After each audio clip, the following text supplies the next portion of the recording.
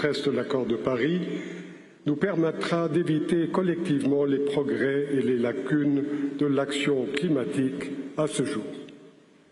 À la lumière des preuves scientifiques et des arguments économiques, il n'y a pas d'autre choix que d'agir tous ensemble, plus vite et plus résolument. Cela doit être une action commune de tous les pays et de tous les continents.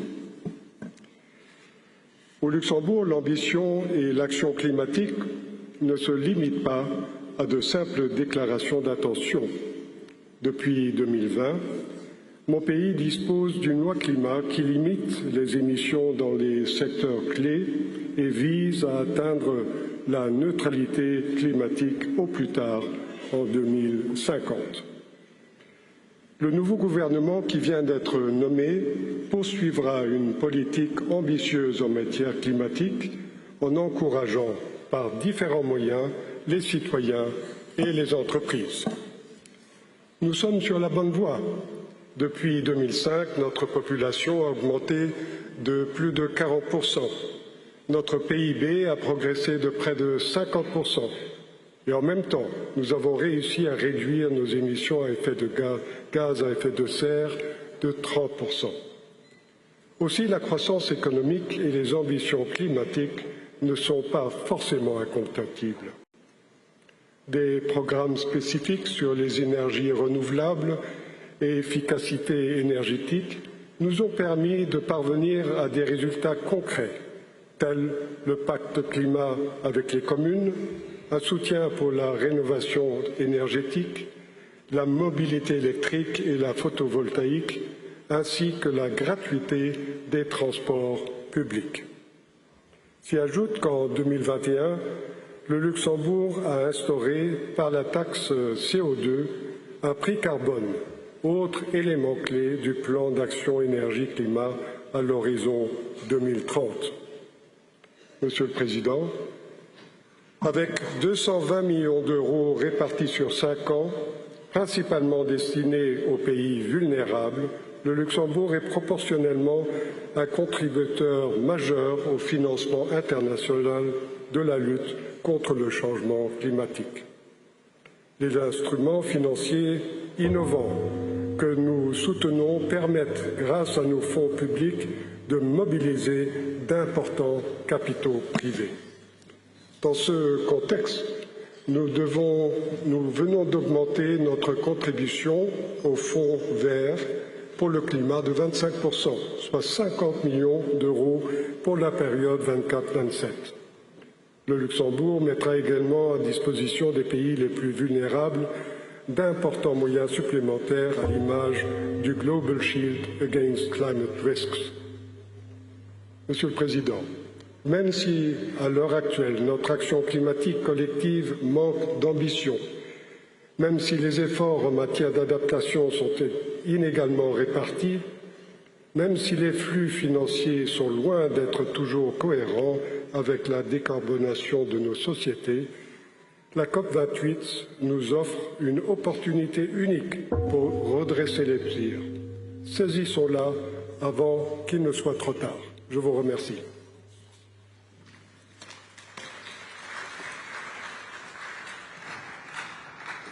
Thank you, Your Royal Highness.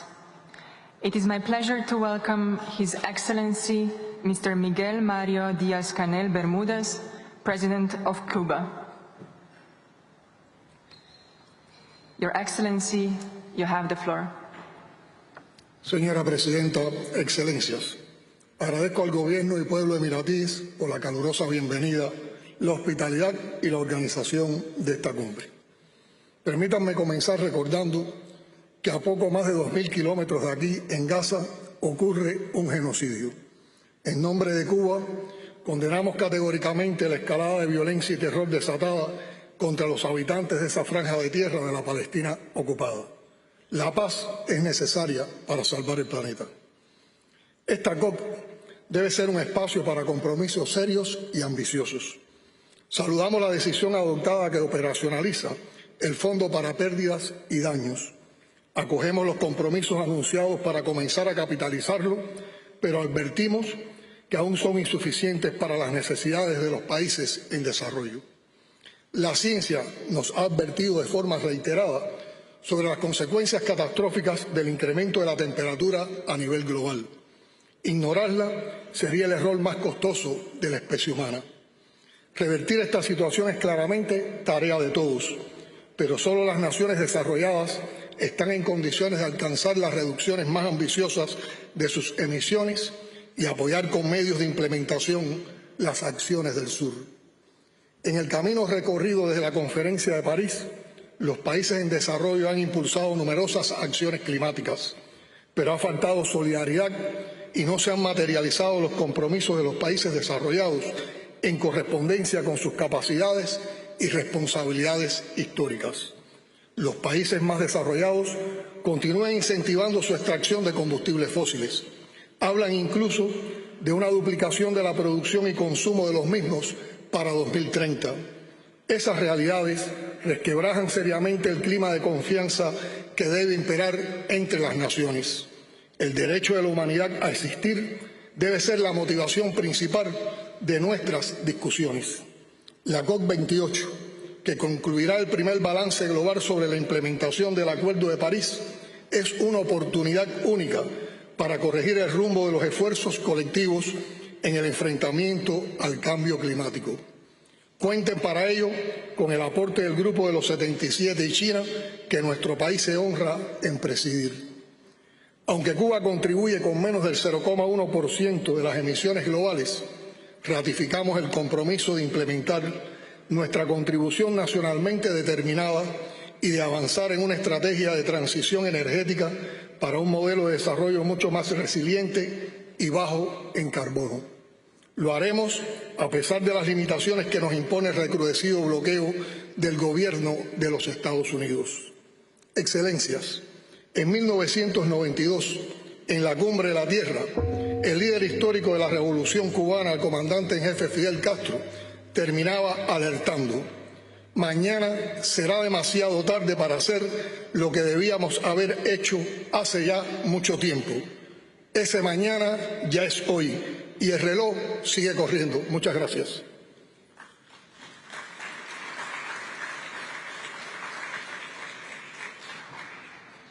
Thank you, Your Excellency. It is my pleasure to welcome His Excellency Mr. Brice Clotaire Oligui Nguema, President of Gabon.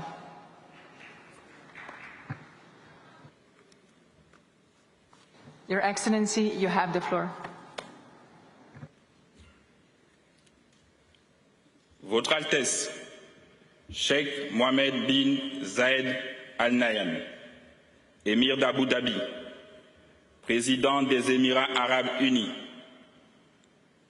Monsieur le Secrétaire général de l'Organisation des Nations unies, Excellences, Mesdames et Messieurs, les chefs d'État et de gouvernement, honorables délégués, Mesdames et Messieurs, au moment où s'ouvre cette COP28, je voudrais relever l'importance du premier plan que le Gabon accorde aux présentes assises. Permettez-moi d'exprimer ma profonde gratitude à Son Altesse, Cheikh Mohammed bin Zayed Al Nahyan, et au peuple émirati pour la chaleur et l'accueil réservé à la délégation gabonaise. Depuis l'accord de Paris sur le climat, force est de constater que nos COP sont loin d'atteindre les principaux objectifs visés. Je saisis donc l'opportunité que m'offre cette illustre tribune pour souligner la nécessité d'évaluer la mise en œuvre effective des résolutions de ces rencontres. Altesse, Excellences, Mesdames et Messieurs,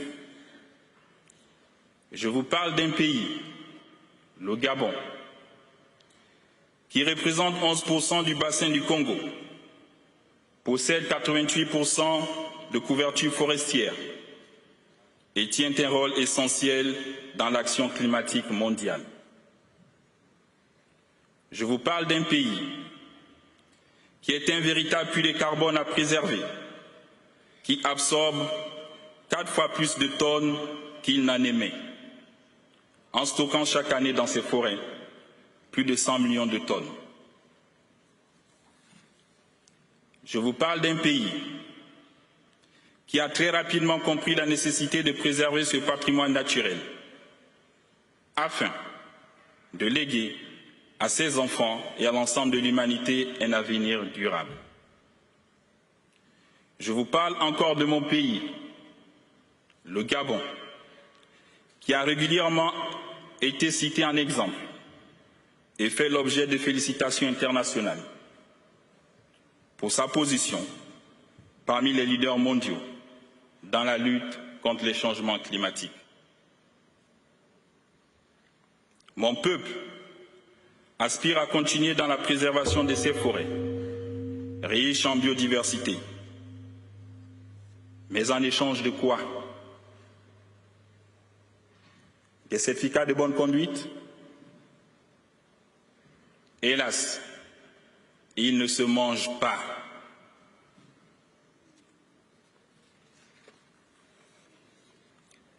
Les Gabonais ont des besoins socio-économiques essentiels à satisfaire. Il m'apparaît donc impératif de reconnaître et récompenser ce rôle crucial que jouent les forêts du Gabon dans la préservation de la biodiversité, l'absorption du CO2 et la protection des écosystèmes. Altesse, Excellences, Mesdames et Messieurs, mon propos serait incomplet sans rappeler que le Gabon, mon pays, s'est résolument engagé depuis le 30 août 2023 sur le chemin d'une transition politique, économique et démocratique, saluée avec ferveur par un peuple gabonais avide de bonne gouvernance, autant que d'un environnement propice à l'éclosion d'un bonheur individuel et collectif.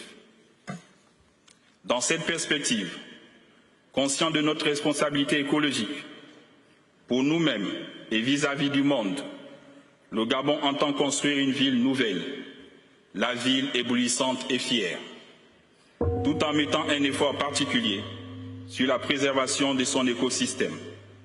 Enfin, je formule le vœu ardent qu'ici à Dubaï, l'unité du genre humain face au changement climatique conduise à un véritable essor vers la félicité, d'un monde plus juste, plus durable et plus résilient.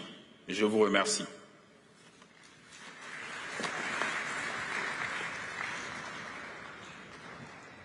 Thank you, Your Excellency. It is my pleasure to welcome His Excellency Mr. Gustavo Francisco Petro Urrego, President of Colombia. Your Excellency, you have the floor. Gracias. Las emisiones de CO2 también se pueden medir en términos de desigualdad social. Son ricos quienes más emiten CO2 y más consumen carbono, son pobres quienes menos lo hacen. Es esta desigualdad social sustancial en el mundo de hoy la causa por la cual ha fracasado los objetivos de la COP de París. Hoy se emite un 12% más de CO2 en el mundo que en el 2010. Es decir, los sectores más ricos de la humanidad han expandido su consumo de carbono y por tanto las emisiones de CO2, llevando a la humanidad y a la vida a la crisis. Adicionalmente a tal aberración no se financió el Fondo del Clima como se prometió para proteger las poblaciones no emisoras de CO2, es decir, las poblaciones pobres. El capitalismo de los países ricos se resiste a desvalorizar la riqueza propia de sus sociedades, basada en la producción y consumo de carbono. Los estados de los países ricos no pueden ni desean desvalorizar su capital fósil, el capital asentado en el petróleo, el carbón y el gas. Eso disminuiría radicalmente y desbarataría la estructura de la riqueza. Es otra concepción de la riqueza la que nace de la descarbonización. La energía fósil ha sido la energía fundamental en el enorme crecimiento de la productividad del trabajo y por tanto de las ganancias de la gente más rica del planeta. Estas gentes que dominan el poder político no permiten que se extinga la base misma de su riqueza. El sueño americano, el confort europeo, el síndrome de alcance de la China o de la India se basan en el consumo pleno de carbono. El consumo de la parte de la humanidad más rica del planeta, al basarse en carbono, es un consumo basado en la muerte de los demás. De ahí la enorme capacidad de destrucción democrática que está en la base de sostener el capital fósil. Por otra parte, la transferencia de riqueza del norte hacia el sur para adaptar las poblaciones que no emiten CO2 a las contingencias cada vez más mortales del impacto del clima desbocado se ven como ajenas al mercado. En el sur, en sus zonas tropicales, disminuye el agua líquida y se provoca el éxodo. El vaciamiento de población del sur y la marcha de pueblos enteros hacia el norte está en camino. La enorme desigualdad social frente al consumo de carbono y el incremento cada vez más grande de carbono en la población rica del norte provoca el éxodo del sur hacia el norte. Hoy son decenas de millones, mañana serán centenares de millones. ¿Qué pasará con ese éxodo? ¿Qué pasará con la democracia? ¿Qué pasará con el derecho internacional? ¿Qué pasará con la humanidad? Los invito a que imaginemos una fusión, una combinación de hechos. La proyección de la crisis climática en 5 o 10 años y el actual genocidio al pueblo palestino. ¿Están desconectados estos hechos o podemos mirar allí un espejo del inmediato futuro? El genocidio y la barbarie desatada sobre el pueblo palestino es lo que le espera al éxodo de los pueblos del sur desatado por la crisis climática.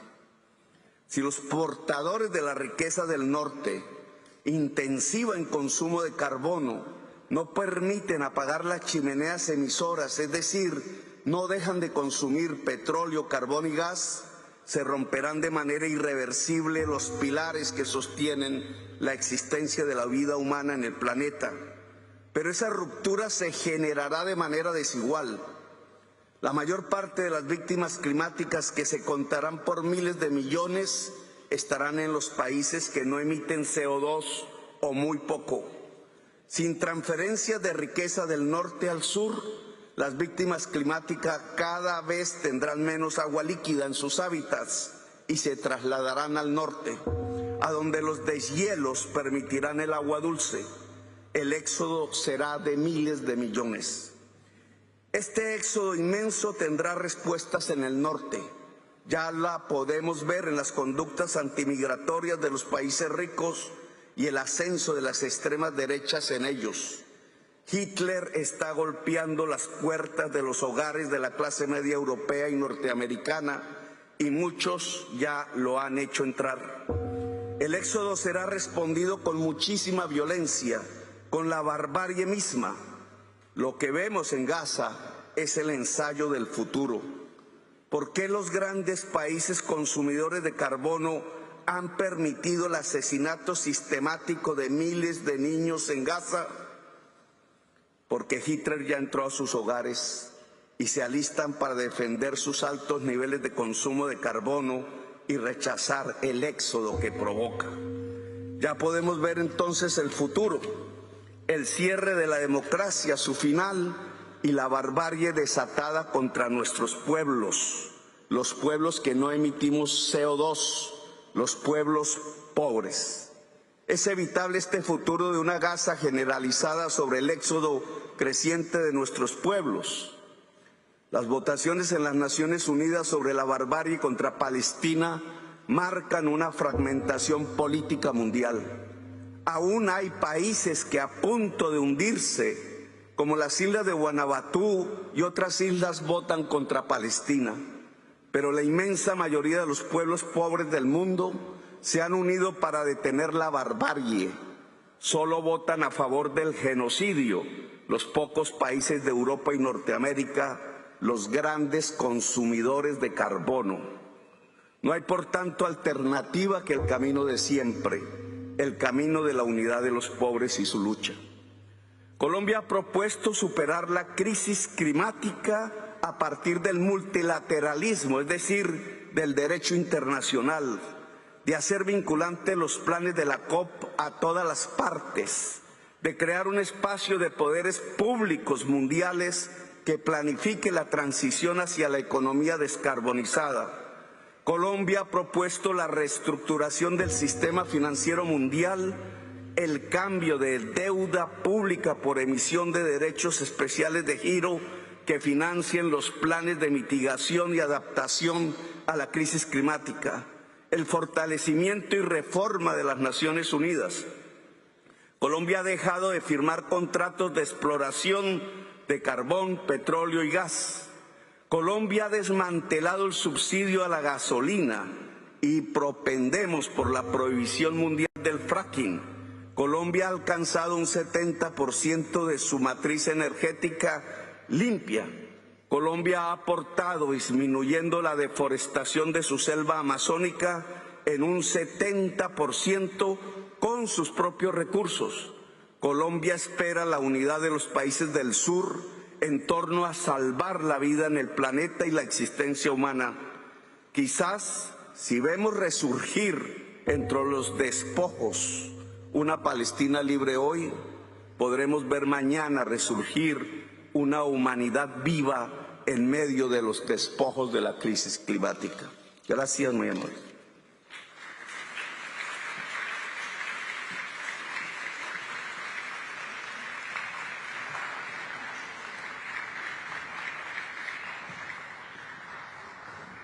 Thank you, Your Excellency. It is my pleasure to welcome His Excellency, Mr. Mohamed Menfi, President of Libya. Your Excellency, you have the floor.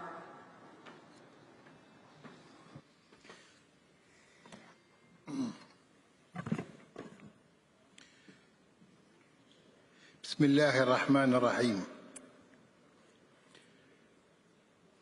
صاحب السمو الشيخ محمد بن زايد آل نهيان رئيس دولة الإمارات العربية المتحدة، السيد الأمين العام للأمم المتحدة، أصحاب السعادة، رؤساء الدول والحكومات ورؤساء الوفود وكبار المسؤولين، السيدات والسادة، يسعدني أن أخاطب هذا التجمع الدولي الهام وأن أستهل خطابي بتقديم الشكر إلى صاحب السمو الشيخ محمد بن زايد آل نهيان وإلى حكومة وشعب دولة الإمارات العربية المتحدة على هذه الاستضافة الكريمة، ونتمنى أن تكلل هذه الدورة بنجاح باهر يحمي كوكب الأرض ويصون موارده ويخدم مصلحة بلدان العالم كافة.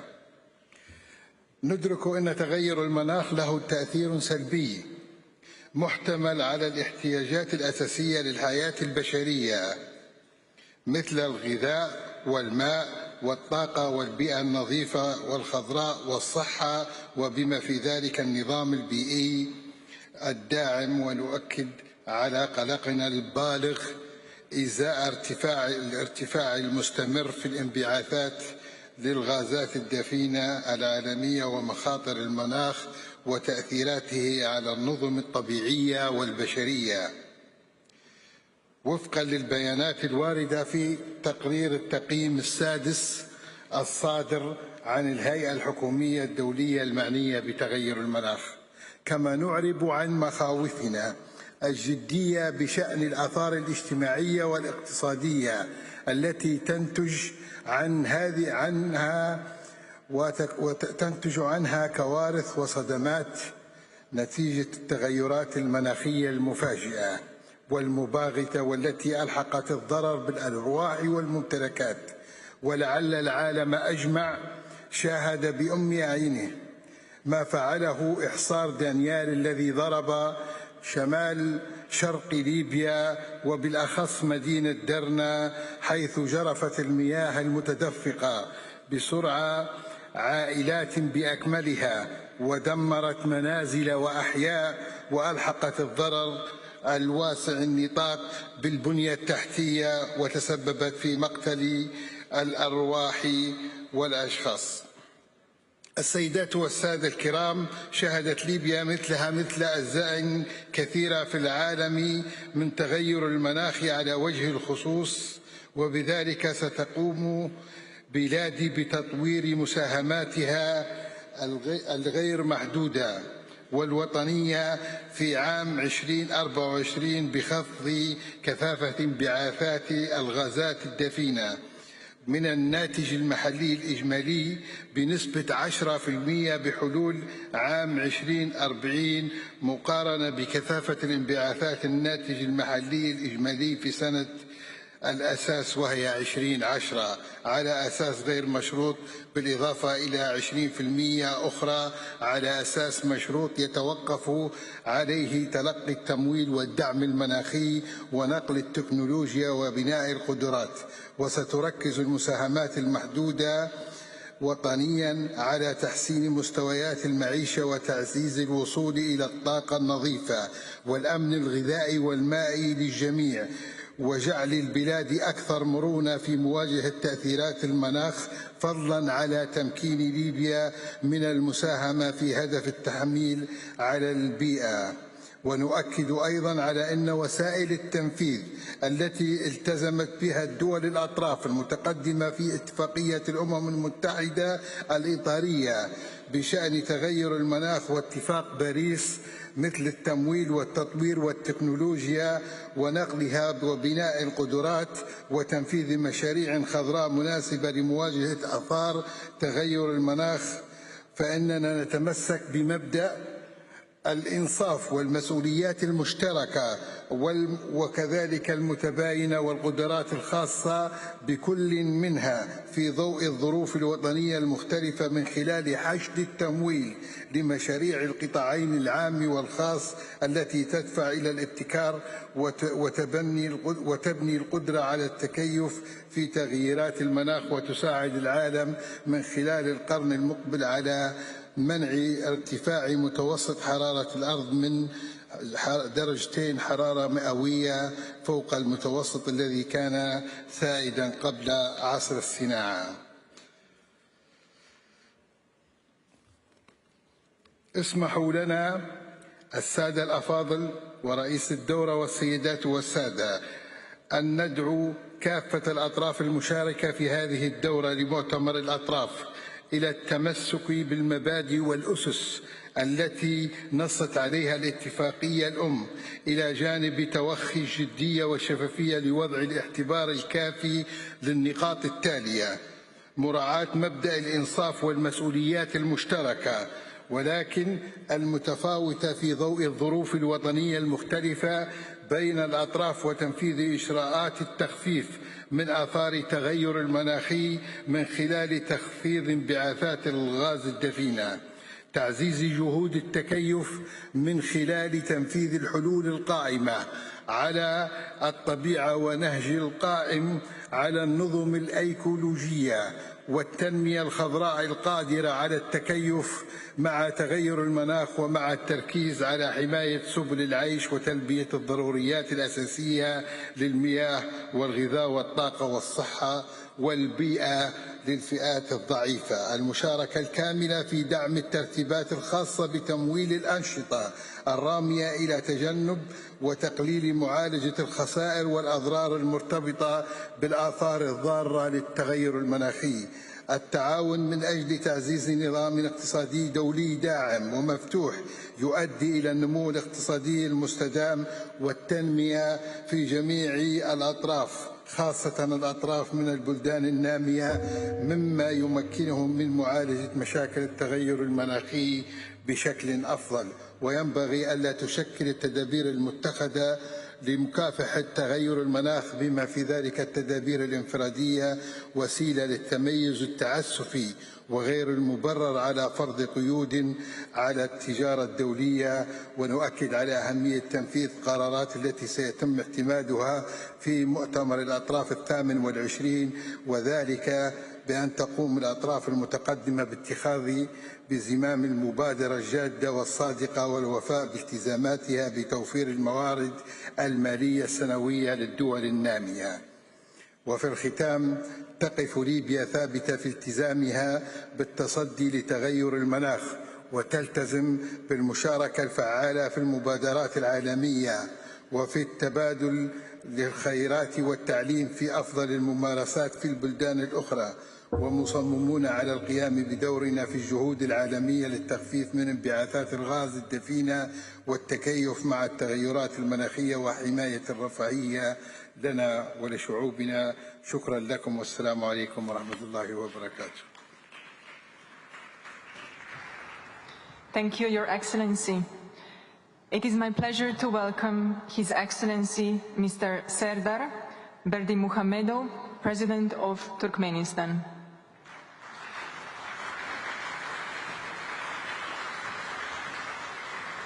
Your Excellency, you have the floor.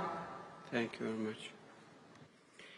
Dear President, dear heads of states and governments, ladies and gentlemen, first of all, I would like to express my gratitude to the government of the United Arab Emirates for their warm hospitality. Turkmenistan considers participation in this current conference as a step in forwarding its international strategy on issues of climate change. The defining factor of this strategy is providing the continuity and the consistency in implementation of initiatives which were made by our country at the UN Conference on Sustainable Development Rio+20. The adoption of the National Strategy on Climate Change in 2012 was the starting point on the way of full involvement of Turkmenistan into the global climate agenda. The next logical step was the accession of our country to the Paris Agreement on Climate Change. On this regard, new edition of the National Strategy on Climate Change was approved in 2019. This inclusive document contains an extended list of events in adaptation of almost all the key branches of economic and social spheres to the new requirements. Special attention is paid to the fuel energy complex, where great work has been done on decreasing emissions by increasing the volume of utilized associated petroleum gas and by decreasing the loss of natural gas during transportation. As a responsible state, Turkmenistan is aware of the necessity to continue goal-oriented work on international and national levels, which will provide further progress on climate action. One of its main aspects is the contribution of our country to the international efforts on decreasing methane emissions. At the 26th meeting of the Conference of Paris, parties to the UN Conference Convention on Climate Change in Glasgow, Turkmenistan stated about the support of the new initiative on global methane pledge and expressed an interest on detailed study of the document and taking a part in its implementation.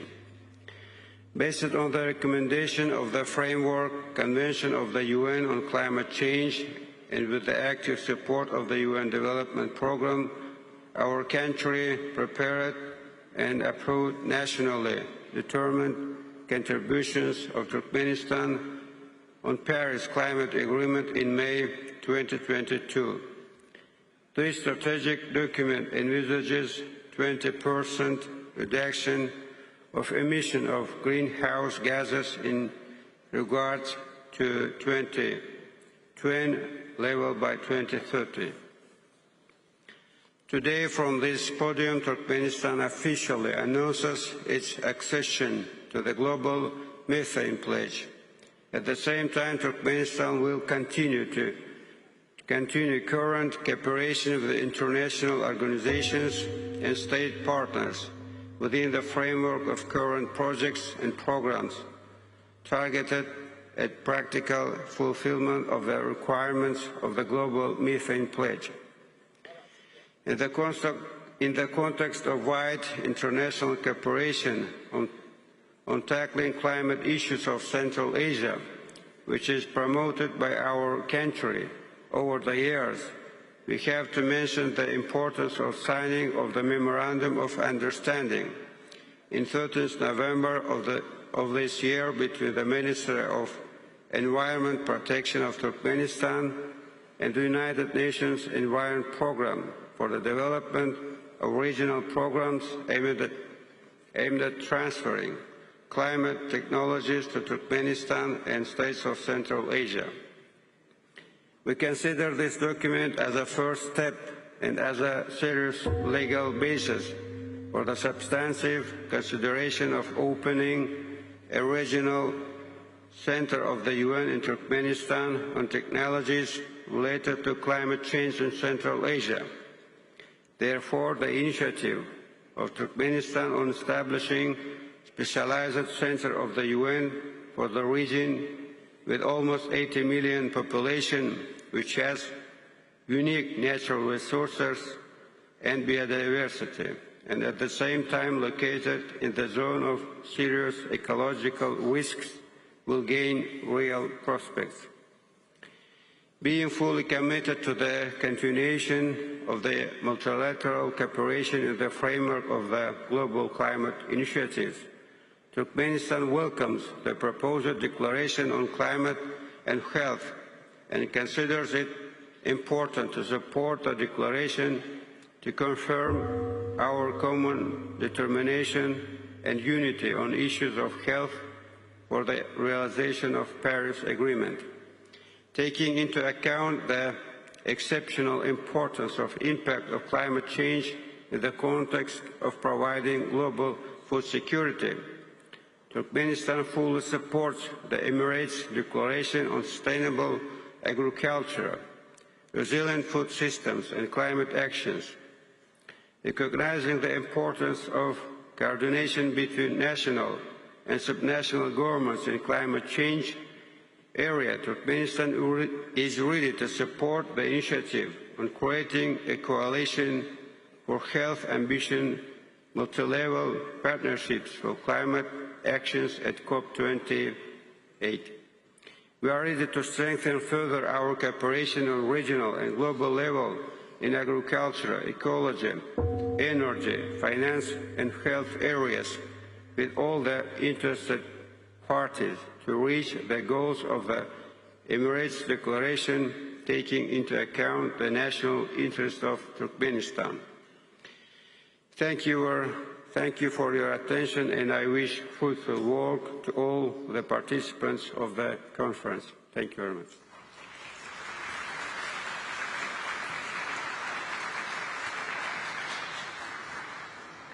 Thank you, Your Excellency. It is my pleasure to welcome His Excellency, Mr. Alain Berset, President of Switzerland. Your Excellency, you have the floor. Merci beaucoup, Madame la Présidente, Mesdames et Messieurs les chefs d'État et de gouvernement, Excellences, Mesdames et Messieurs. Cette conférence des partis, cette année, est un moment charnière parce que durant les prochains jours, nous allons pouvoir tirer le premier bilan mondial pour évaluer les progrès réalisés dans le cadre de l'accord de Paris. Et nous savons déjà que c'est vraiment le dernier moment pour agir. C'est le dernier moment si nous voulons vraiment pouvoir remplir notre objectif de limiter le réchauffement mondial à 1,5 degré d'ici à la fin du siècle, mais en même temps on a presque l'impression qu'une certaine fatalité s'installe et on se demande encore si c'est atteignable. On a parfois l'impression que tout le monde n'y croit plus vraiment et ce n'est pas vraiment une bonne nouvelle. Les preuves scientifiques sont claires. Le rapport du GIEC publié cette année montre que, en fait, la température moyenne a déjà augmenté de plus d'1 degré par rapport au niveau pré-industriel. Et cette évolution, d'abord, elle est rapide. Ensuite, elle ne connaît pas de frontières. Ensuite, elle met en péril nos ressources et elle perturbe les écosystèmes. Nous savons que ça a des conséquences que l'on peut déjà fortement ressentir. Partout dans le monde, des personnes meurent à la suite d'épisodes de chaleur extrême. Nous voyons aussi les maladies infectieuses qui se propagent plus rapidement. Nous voyons des millions de personnes qui sont exposées à une insécurité alimentaire et à un manque d'eau. Et sans action rapide et concertée de notre part, ça va faire que empirer. Alors l'accord de Paris en 2015 avait été vraiment un véritable élan. Il avait donné un véritable élan climatique autour du monde, c'est bien, mais maintenant il faut aller plus vite et il faut aller plus loin. Nous avons encore une chance, elle est plus très forte, mais nous avons encore une chance de maintenir l'objectif de 1,5 degré, mais il faut pour cela que tous les pays s'engagent. Je pense ici bien sûr aux grands émetteurs, en particulier aux membres du G20. Les membres du G20 sont responsables à eux seuls de 80% des émissions mondiales. G20, 80%. Et en même temps, ils ne sont pas les seuls à devoir agir. Tous les pays doivent contribuer à l'ambition la plus élevée possible en fonction de leurs capacités. La Suisse, mon pays, a décidé de tripler la capacité, soutient l'objectif de tripler la capacité mondiale en énergie renouvelable d'ici 2030, de doubler l'efficacité énergétique. Et il faut en plus un engagement clair à éliminer le charbon avant 2040. Les énergies fossiles d'ici 2050, y compris alors évidemment les subventions aux énergies fossiles. Et d'ailleurs, la Suisse a déjà fait un pas important puisque nous avons eu un vote populaire l'été dernier en faveur de la neutralité climatique d'ici 2050. Il faut beaucoup d'investissements pour le faire. Nous allons remplacer les systèmes de chauffage, soutenir des pratiques commerciales qui soient respectueuses du climat. Oui, mesdames et messieurs, Excellences, le nouveau fonds pour les pertes et les dommages devrait inclure un large éventail de ressources publiques et privées. Il faut qu'il bénéficie en priorité aux personnes les plus vulnérables. Et dans ce cadre, j'ai le plaisir de vous annoncer plusieurs contributions. D'abord, une contribution de 135 millions de francs, donc à peu près d'euros, ou un peu plus en euros, au Fonds vert pour le climat. Une contribution de 15 millions de francs, un peu plus en euros, pour le Fonds d'adaptation. Une contribution de 15 millions de francs pour le volet climat et la Banque africaine de développement. Une contribution de 5 millions pour le Fonds pour l'Amazonie et une contribution de 1 million pour le réseau de Santiago. Nous savons, Excellences, Mesdames et Messieurs, la science nous met en garde depuis des décennies, déjà, sur les conséquences catastrophiques du réchauffement climatique pour l'humanité. Mais la science offre aussi des solutions. Elle nous a offert et nous offre des données, des statistiques, des connaissances scientifiques qui nous ont permis de reconnaître le problème, mais qui nous donnent aussi une base fondamentale pour un développement durable. Notre objectif maintenant doit être de rapprocher les résultats scientifiques des processus politiques. C'est ce que nous devons faire. Merci de votre attention.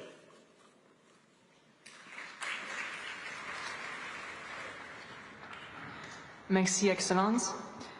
It's my pleasure to welcome His Excellency Mr. Ismail Omar Guelleh, President of Djibouti. Your Excellency, you have the floor.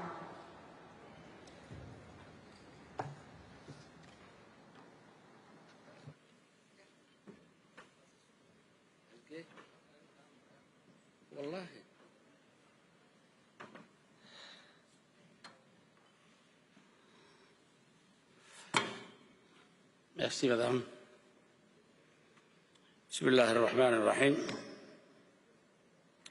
His Highness Mohammed bin Zayed Al Nahyan, President of the United Arab Emirates, and President of Cop28, Excellencies, Heads of States and Governments, Mr. Secretary General of the United Nations Mr. Executive Secretary of the Convention, ladies and gentlemen, Assalamu alaikum wa rahmatullah. Let me at the outset thank His Highness Mohammed bin Zayed Al Nahyan, President of the United Arab Emirates and President of Cop28, as well as the brotherly Emirati people, for the warm welcome extended to us since our arrival in this delightful city of Dubai. I also like to extend my thanks to Mr. Simon Steele, the Executive Secretary of the Convention, for the exceptional arrangements made to facilitate our work during this conference. Lastly, the Republic of Djibouti fully supports the statements made by the President of Zambia on behalf of Africa and the President of Cuba on behalf of the Group of 77 and China. Your Highness, we found ourselves in a new era, the era of global boiling, where the consequences of climate change are becoming increasingly dire. The Secretary General of the United Nations, Mr. Antonio Guterres, has aptly captured the magnitude of the climate emergency. Heat waves, mega fires, droughts, and floods are occurring with alarming frequency, serving as constant reminder of the urgent action needed. In 2023, the temperatures in China reached 52 degrees Celsius, while California experienced scorching temperatures of 56 degrees Celsius. Devastating mega fires have ravaged the Canadian forest, and Libya has suffered from deadly floods, resulting in over 14,000 tragic deaths. It is evident that no one is immune to the impact of climate change and the damage inflicted upon our planet, thus far is irreversible. However, despite 8 years passing since the Paris Agreement, our climate debates continue to be marred by the same divisions. Although Africa has contributed the least to the current state of climate deterioration, we remain steadfast in our commitment to mitigating its impact. However, we often find ourselves financing our projects through debt, while the promised funding for climate change adaptation, as outlined in the Paris Agreement, remains insufficient. We firmly believe that developing nations must fulfill their commitments, particularly in terms of providing adequate funding for climate change adaptation, addressing loss and damage, and ensuring a just transition. The principle of common but differentiated responsibilities should be binding. In accordance with our national determined contribution, Djibouti has made significant strides in reducing emissions since the implementation of the electrical interconnection with Ethiopia over a decade ago. We recently inaugurated a 60-megawatt wind farm to enhance our national electricity production and have plans to construct a solar power plant, aiming to achieve 100% clean energy by 2035.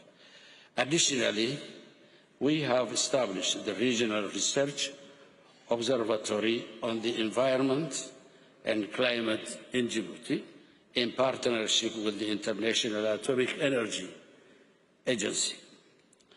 This observatory will utilize innovative research methods to inform policy decisions on climate adaptation and resilience, not only in Djibouti, but also in the wider region. Climate change is a multifaceted issue impacting society and the economy, exacerbating inequalities and hindering human capital development. To address these challenges, Djibouti has implemented a crisis adaptation social protection strategy to enhance the resilience of households affected by climate change. Furthermore, the convergence of climate change and the arrival of migrants fleeing droughts and regional conflicts has placed a significant strain on our healthcare system, which was already weakened by the COVID-19 pandemic. We have witnessed change in the epidemiology of infectious diseases, the emergence of new viruses causing unexplained fevers, and the endemic presence of malaria vectors even during the intense heat of the Djiboutian summer.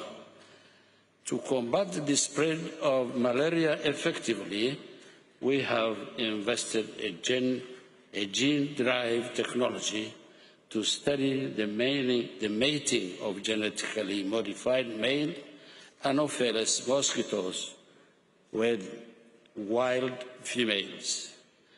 These challenges extend beyond Djibouti, necessitating a collaborative effort to adopt the One Health concept. This holistic approach considers the interconnectedness of human, animal, and environmental health, safeguarding human capital and the planet for future generations. Our responsibility goes beyond mere speeches. It demands action. I firmly believe that only comprehensive, unwavering, and urgent action with the conscientious and united mobilization of all countries, developed and developing, can save our planet. I thank you all.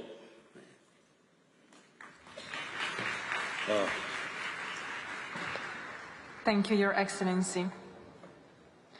It is my pleasure to welcome His Excellency, Mr. Hassan Sheikh Mohamud, President of Somalia. Your Excellency, you have the floor.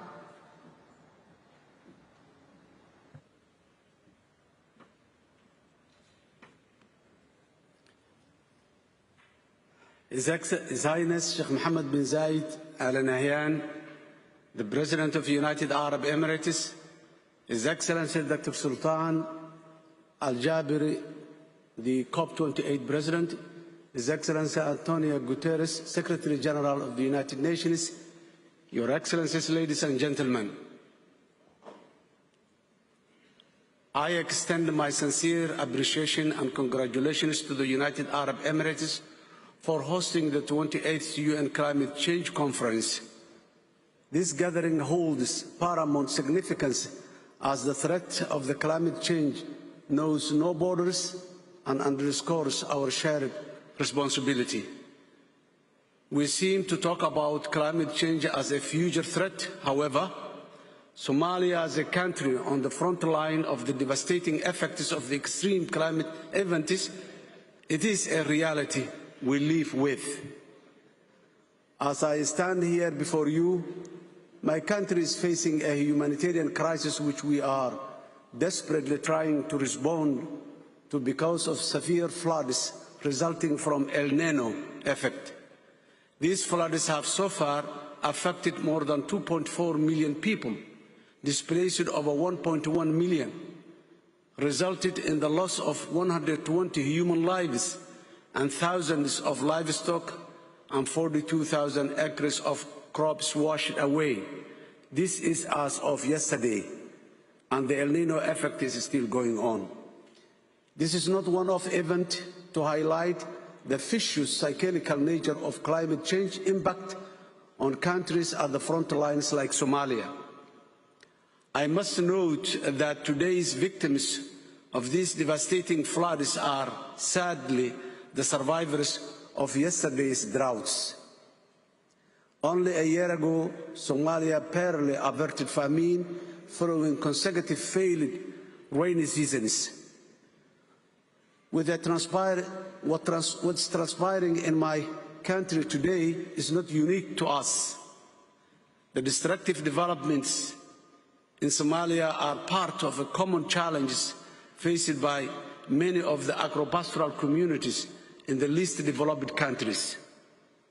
Tens of millions of vulnerable communities in sub-Saharan Africa nations bear the disproportionate and most depleting impact of climate change-induced shocks, despite contributing the least to global greenhouse gas emissions. In many African countries, where the governments are grappling with state building, violent extremism, debt burden, limited fiscal resources, the impact of climate change compounds the fragilities hindering sustainable development goals.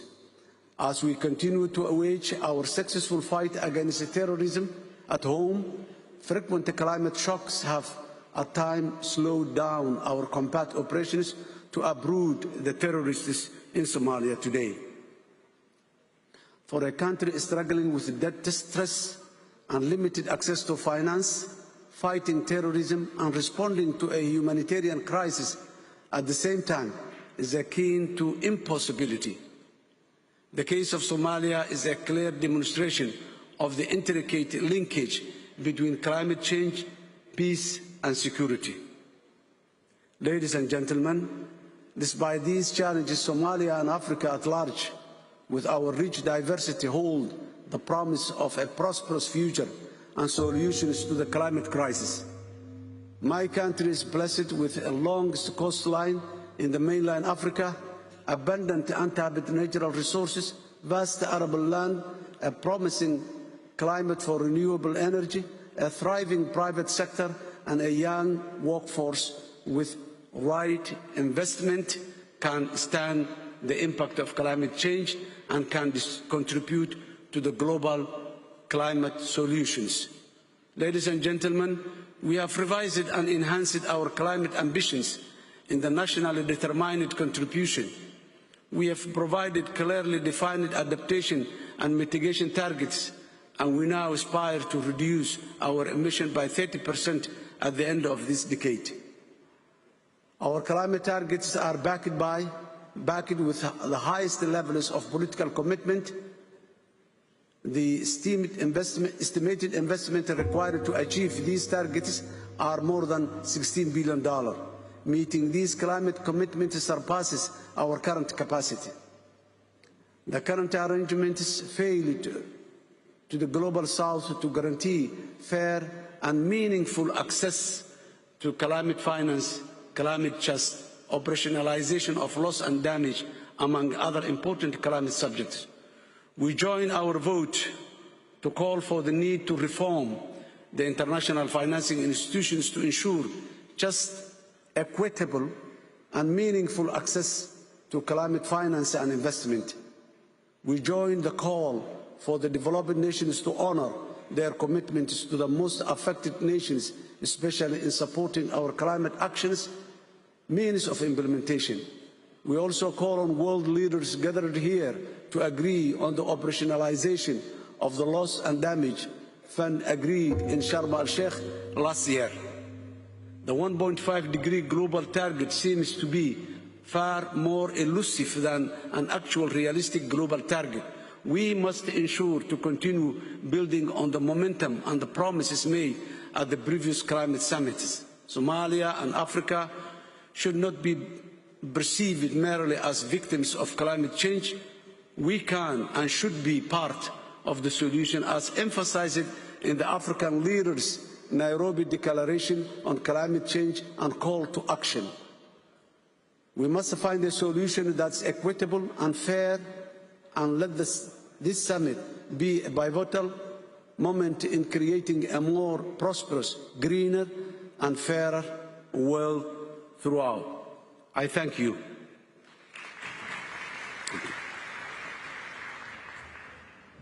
Thank you, Your Excellency. It is my pleasure to welcome His Excellency, Mr. Edgar Srinkevich, President of Latvia. Your Excellency, you have the floor. Madam President, Excellencies, ladies and gentlemen, I would like to thank His Highness Mohammed bin Zayed and the people of the United Arab Emirates for hospitality and excellent organization of this Cop28 conference. Today we gather in shadow of escalating climate crisis that respects no border. Climate change has devastating consequences on human lives, nature and economies. Therefore, the key word is action. This includes mitigation and adaptation measures as well as climate finance. We must recognize that the longer we wait, the higher the price becomes. It is in terms of monetary value, in terms of human lives and biodiversity. Latvia, as an EU member, is committed to contribute to the achievement of the global climate goals. We are on a pathway to climate neutrality by 2050. Latvia is currently finalizing work on the climate law. It inscribes emission targets into Latvia's legislation. This will become the backbone of Latvia's climate policy and sustainable economic growth. Additionally, Latvia will allocate funds to the United Nations Central Emergency Response Fund. Our duty is to protect and empower those who find themselves on the front line of climate adversity. Yet, they are the least responsible for the carbon footprint. By bolstering CRP, we are sending a message of solidarity and support for immediate action today. Let us commit to delivering concrete solutions and commitments at COP28. We must achieve meaningful progress on the three pillars of the Paris Agreement. We have to finalize the first global stocktake. Latvia welcomes the decision on the Loss and Damage Fund, and we look forward to helping ensure it plays a critical role in supporting recovery in future. We also have to address the current escalations of violence in the Middle East and Russia's war of aggression and ecocide in Ukraine. Wars and conflict are taking a tragic toll on human life and the livelihood around. It worsens the climate crisis. It is our common responsibility to use these 2 weeks in the most efficient way. Let us embrace our duty as advocates for those who can and cannot speak for themselves in the face of climate change. And thank you very much.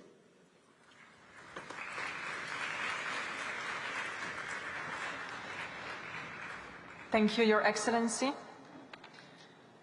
It is my pleasure to welcome His Excellency, Mr. Ranil Wickremesinghe, President of Sri Lanka. Your Excellency, you have the floor. Chairperson, Excellencies, esteemed delegates, at the outset, let me congratulate His Highness and the government of the United Arab Emirates for hosting COP28, and I extend to you my gratitude for your warm hospitality.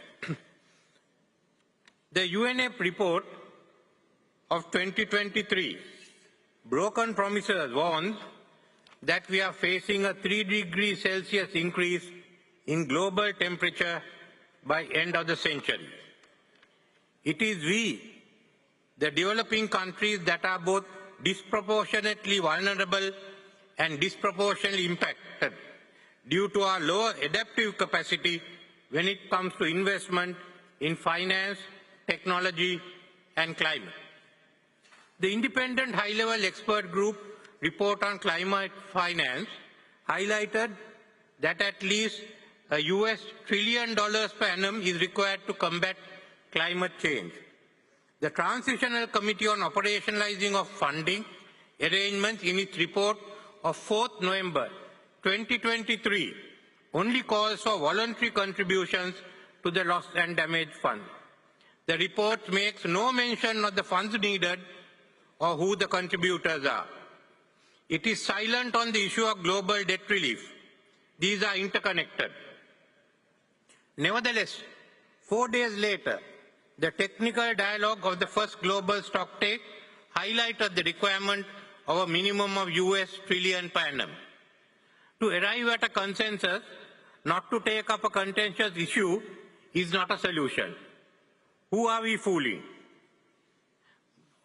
Climate justice must be available to all people and all countries. In this background, Sri Lanka will propose a resolution for a climate justice forum, which was agreed upon at the 5th Forum of the Ministers of Environmental Authorities of Asia and Pacific, to be moved at the UN Environmental Assembly of 6 February 2024. The Climate Justice Forum will provide us a platform for constructive and proactive engagements. The Secretary General of the UN highlighted that the era of global boiling has arrived. The enemy is at the gates. We are still procrastinating. We are still forming our battalions to take the fight to the enemy. Therefore, this fortnight is critical. It will determine whether we are capable of providing leadership. Let us prove we can do so by action and delivery. Sri Lanka is committed to 1.5 degree Celsius limit. We are facing a drastic situation. To avoid disaster, we must think outside the box. We must invest in the tropical belt to tackle the triple planetary crisis. The tropical belt constitutes 134 countries, covering 44% of Earth's surface, and will by 2030 be home to roughly 50% of the world's population. Most of the world's remaining primary forests are tropical, along with its coral reef systems. The rich biodiversity of the tropical belt enhances biological carbon sequestration and can shield the world from instabilities in weather. Furthermore, the energy generation potential from solar, wind and biomass are significantly higher in the tropics than that of other areas on the Earth. Yet, anthropogenic activities in the tropical belt can easily lead to an imbalance in the equilibrium of this region. So much so that some scientists predict that the tropical rain belt could shift away from the equator by the 22nd century.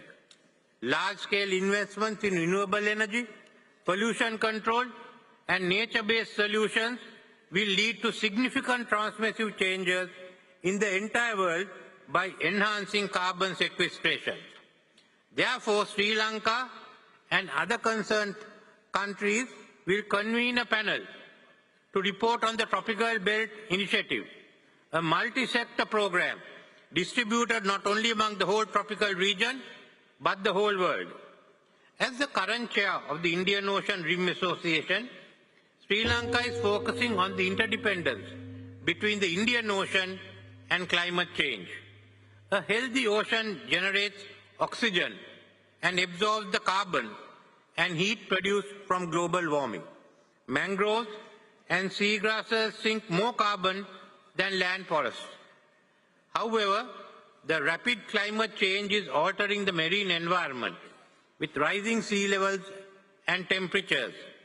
Ocean acidification, coral bleaching, habitat destructions, and extreme weather patterns. These phenomena have a direct impact on human lives by disrupting ocean biodiversity. The ocean depends on food patterns and coastal livelihoods. Member states and partners of IORA will work towards ensuring a sustainable Indian Ocean for future generations. The Tropical Belt Initiative and the Indian Ocean IORA program combined will form the largest global sink for carbon sequestration, addressing the climate change needs, up-to-date scientific knowledge, and the effective use of these findings. Therefore, at COP27, I propose to establish an international climate change university for capacity building and advancing research necessary to contribute to the crucial efforts to limiting global warming to 1.5 degrees Celsius. We will be operationalizing the ICCU next year. Thank you.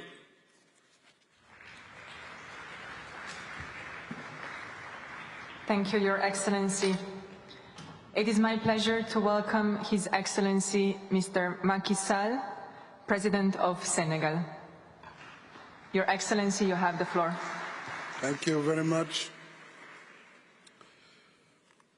Merci beaucoup. Altesse, cher Mohamed Ben Zayed Al Nahyan, président des Émirats Arabes Unis, chers collègues, Monsieur le secrétaire général des Nations Unies, Monsieur le président de la COP28, Monsieur le secrétaire exécutif de la Convention cadre des Nations Unies sur les changements climatiques, Mesdames et Messieurs,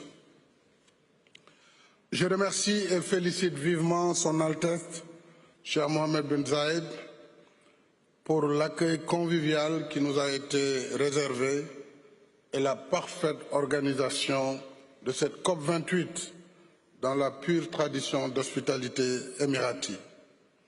Je salue le leadership volontariste du Dr Sultan Ahmed Al-Jaber, président de la COP28, dans la conduite des négociations avec le soutien actif du secrétaire exécutif de la Convention.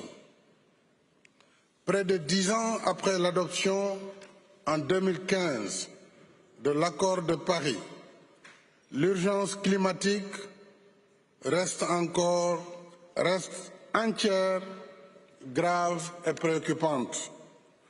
Au lieu de ralentir, le réchauffement de la planète s'accélère et nous rapproche dangereusement de la limite des 2 degrés à ne pas franchir. Si nous voulons que notre 28e rendez-vous ne soit pas juste une COP de plus, mais celle des engagements tenus, il nous faut enfin prendre les bonnes décisions en matière de réduction des émissions de gaz à effet de serre, de gestion des pertes et dommages, de mobilisation des ressources, de transition énergétique juste et équitable et de mobilisation des ressources financières. Faisons en sorte que les financements annoncés soient disponibles et accessibles selon des procédures et modalités diligentes et transparentes. Je rappelle qu'au titre des engagements convenus, il y a le doublement du financement de l'adaptation, tel que décidé à la COP26 de Glasgow, pour mobiliser 40 milliards de dollars d'ici 2025. Il y a également l'opérationnalisation effective du fonds créé à la COP27 et dédié aux pertes et dommages associés au changement climatique.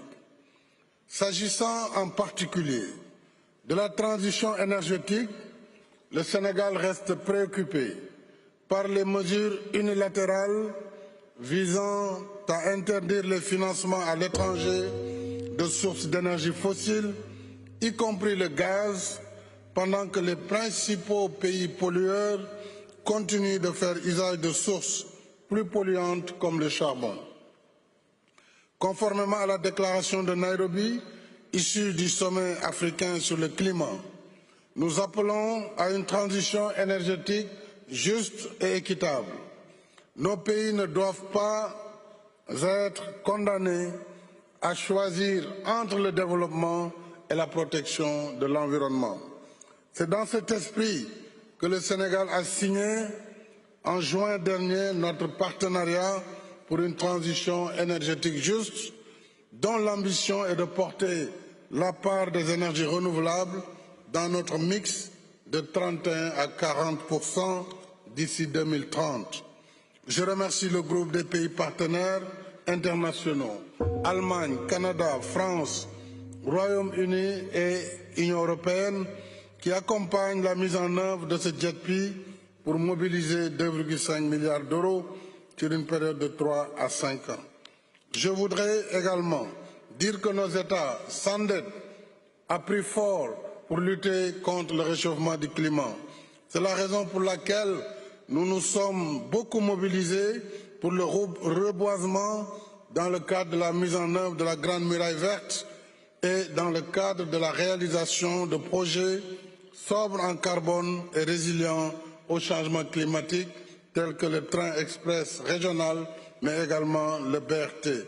Je voudrais, pour terminer, dire simplement qu'avec un bilan mondial aussi faible, aussi déficitaire, l'heure n'est plus au constat du réchauffement climatique, mais à l'action urgente et solidaire pour sauver la planète, notre habitat commun.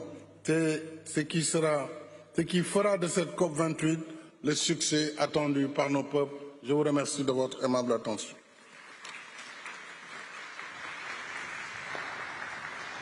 Merci, Excellence. It is my pleasure to welcome Her Excellency, Ms. Iris Xiomara Castro Sarmiento, President of Honduras.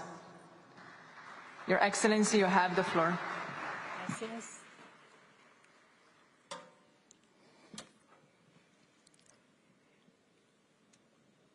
Despertemos, humanidad, ya no hay tiempo. Ante la comunidad internacional, resalto una verdad incómoda. El capitalismo actual es el principal responsable de la catástrofe climática. Desde la primera conferencia en Berlín sobre el calentamiento en 1995, hemos visto un aumento alarmante en la temperatura global y ahora nos encontramos al borde en un punto de no retorno climático. En 4 años más, según datos científicos, los efectos para la humanidad serán irreversibles. A pesar de 28 conferencias, las acciones de la comunidad internacional han sido insuficientes. El sistema del mercado voraz ha llevado a un sobreconsumo desenfrenado. 100 multinacionales siguen siendo responsables del 71% de las emisiones de gases de efecto invernadero en la industria mundial. Las naciones industrializadas, con menos del 10% de la población mundial, han emitido el 51% de estos gases desde 1751. Como representante de los pueblos del sur, históricamente colonizados y principales proveedores de recursos, enfrentamos las peores consecuencias del cambio climático. Mientras tanto, los más poderosos del mundo anuncian planes especiales para escapar a otros planetas, dejando atrás una tierra devastada. Frente a esta monumental tarea, respetando a sus participantes, propongo 7 medidas urgentes sobre el calentamiento global y declarar la vida humana como un bien supremo universal. Primero, cese del conflicto para todas las guerras y el trágico bombardeo contra la población civil en Gaza. Debemos de pronunciarnos y buscar soluciones pacíficas y duraderas. Segundo, contra el terrorismo en todas sus formas, tanto el terrorismo individual como el terrorismo de Estado, deben de ser condenados y deben de ser detenidos. Tercero, protección de los bosques tropicales. Las poblaciones de pueblos originarios, indígenas, garífunas o negros que habitan en ellos. Nuestra coalición de países con bosques tropicales compuesta por 52 países gestionan la mayor reserva de captura de carbono en el mundo. Debemos de unirnos para intensificar los esfuerzos contra los intereses del capital que amenaza y depreda nuestros mares, ríos y nuestros bosques. Cuarto, convertir el total de la deuda externa en inversión ambiental. Propongo convertir la deuda externa de los países de bosques tropicales en inversiones para programas racionales de conservación y protección de los recursos naturales y de adaptación al cambio climático. Quinto, regulación del uso del mar. Establecer un estatuto universal con sanciones sobre la sobreexplotación de los océanos y hacerlo sostenible. Sexto, reducción del consumo en economías desarrolladas. Es imperativo que las economías desarrolladas disminuyan su ritmo insostenible de consumo. El transporte de mercancías es responsable entre el 20 y el 30% de la emisión de gases de efecto invernadero. Séptimo, responsabilidad financiera por el calentamiento global. Aquellos que han causado el calentamiento global estén obligados moralmente a garantizar la vida de nuestra especie y asumir las consecuencias y compensaciones por los daños ocasionados. En Honduras estamos liderando con el ejemplo. Cancelamos centenares de concesiones que dañaban nuestros bosques y áreas protegidas que fueron otorgadas ilegalmente por el régimen anterior. Hemos aumentado en un 500% nuestra inversión pública en protección y reforestación con el programa Padre Andrés Tamayo.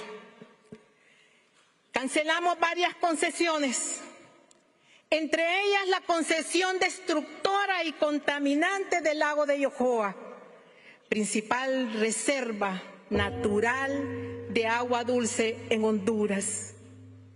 El 10% de nuestro ejército nacional ahora está dedicado a la protección de nuestros bosques.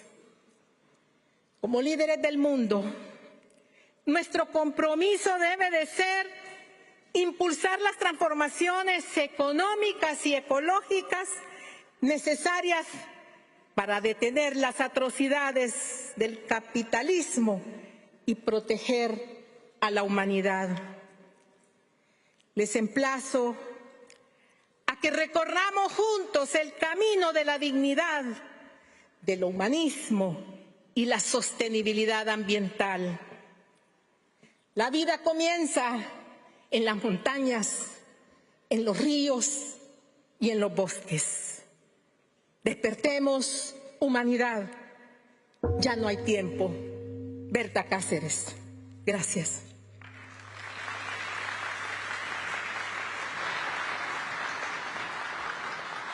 Gracias, Su Excelencia. It is my pleasure to welcome His Excellency, Mr. Matamela Cyril Ramaphosa, President of South Africa. Your Excellency, you have the floor.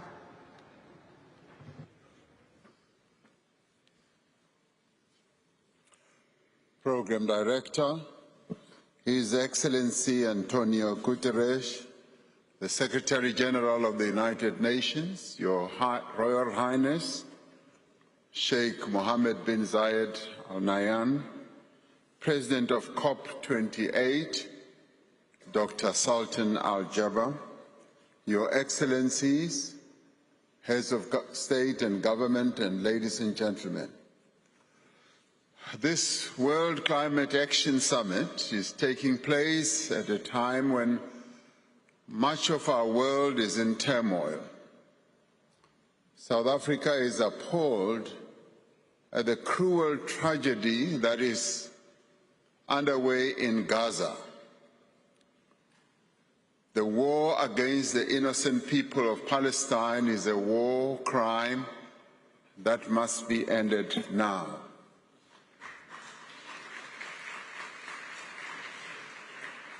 Yet, even as we are beset by numerous challenges, we cannot lose momentum in the fight against climate change.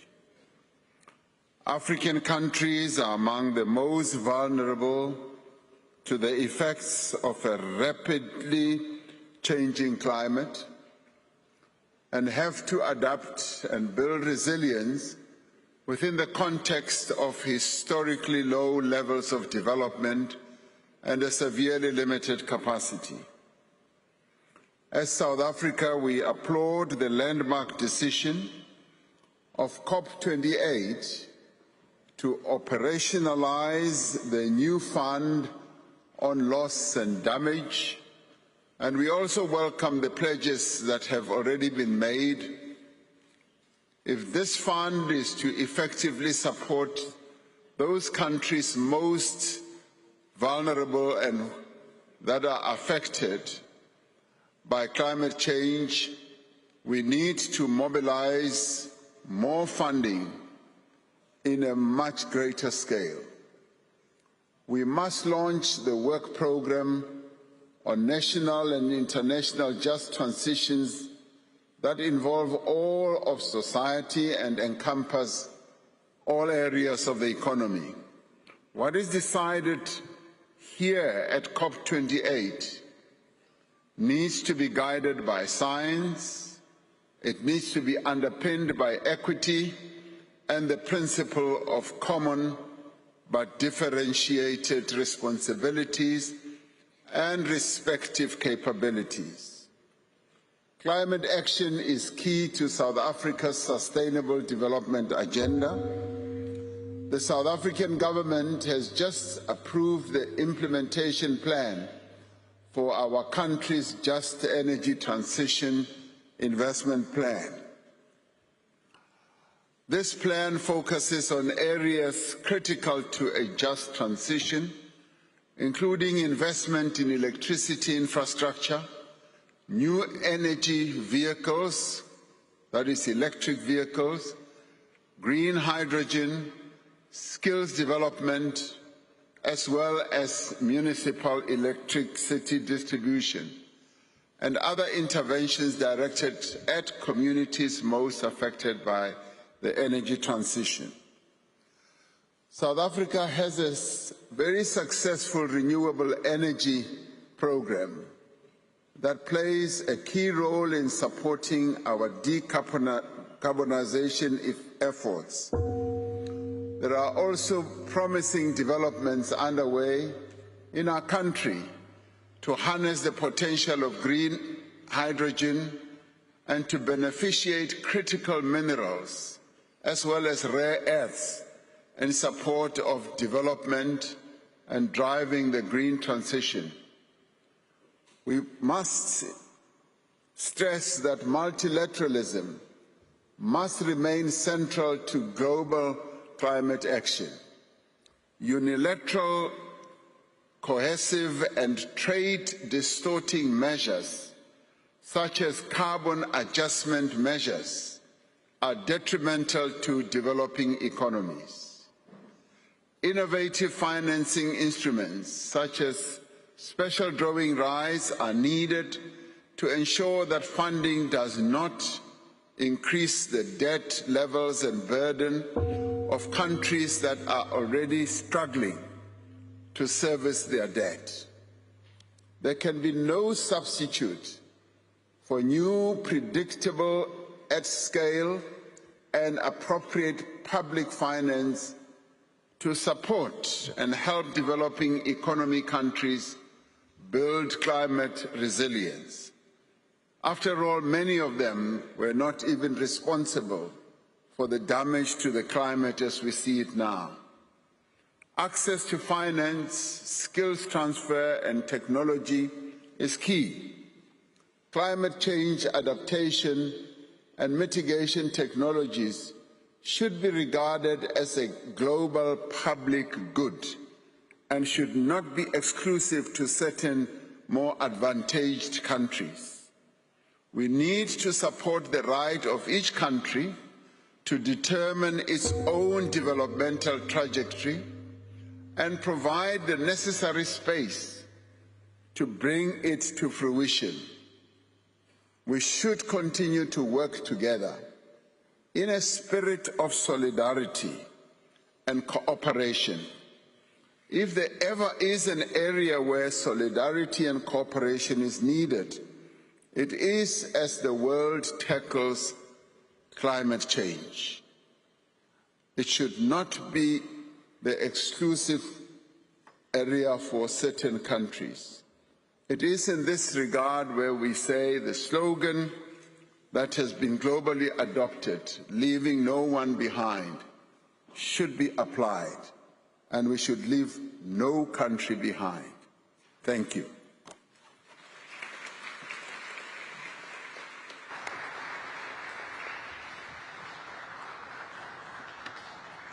Thank you, Your Excellency. It is my pleasure to welcome His Excellency, Mr. Andrzej Duda, President of Poland. Your Excellency, you have the floor. Your Highness, Mr. President, our dear host, Excellency Mr. Secretary General, Excellencies, ladies and gentlemen, I warmly congratulate the United Arab Emirates on hosting the 28th session of the Conference of the Parties to the United Nations Framework Convention on Climate Change. I am pleased to speak once again in front of such a distinguished audience. Climate change is progressing at an alarming rate. It is a universal challenge, and this is the reason why the entire international community should face it in solidarity, in a reasonable manner, and according to the principles of sustainable development. However, still too little attention is paid to the human dimension, which is the substance that gives meaning to the climate change response. I have said it repeatedly and will keep saying it. Man and his needs have to be at the forefront of energy and emission transformation. It is human present and future, health, security and prosperity which should be placed at the center of every climate policy. This kind of modus operandi was worked out at Cop28, and I encourage you to apply it consistently in all pro-climate actions in line with the Katowice rulebook. Phasing out fossil fuels too quickly generates excessive burdens for society. People cannot bear additional costs for energy transition. To make it just, it must not undermine their quality of life. Let's bear it in mind when switching from fossil fuels to efficient low-carbon sources of energy. And let's ensure that the process is reasonable and rational. The government of my country treats climate goals very seriously and successfully implements solutions which support our citizens in such areas as photovoltaics or heat recovery technology. We are also developing wind farms. In terms of investments in wind energy, Poland ranked third in the European Union last year. Furthermore, we are taking resolute actions towards building a stable nuclear energy sector. It is necessary to provide Poland with energy security, which we need so much, and to move our country closer to climate neutrality. But countering climate change is more than just energy transition. It also includes nature conservation, something that should be more in our focus, since global warming impacts not only humans, but also natural resources. For this reason, the mission of nature conservation should receive a strong boost to make it truly international priority. Biodiversity plays a crucial role in mitigating climate change. Nature can help us if we help it. However, it is necessary to consciously and sensibly manage ecosystems, for instance, through the effective use of ecological engineering, as we are successfully doing in my country. We are not only preserving, but also multiplying the wealth of Polish natural resources. Ecosystems need care and active steps to strengthen their climate potential, with future generations in mind. Mindful of that, Poland is carrying out a number of initiatives to keep the stability of forests. We have implemented small-scale water retention and soil erosion prevention projects. We have pioneered the stimulation of the forest ecosystem to intensify natural processes resulting in greater carbon sequestration. For imitating nature in playing its role is necessary. This is something to keep in mind. In conclusion, I want to convey a clear message. Let's cooperate. Let's learn from each other's experiences. Let's provide pro-climate solutions, keeping in mind both ambitious goals and respecting the dignity and quality of life of all people. May these actions prove that just and green transition is by all means possible, because the planet on which we live is our common heritage that requires special care. Thank you very much.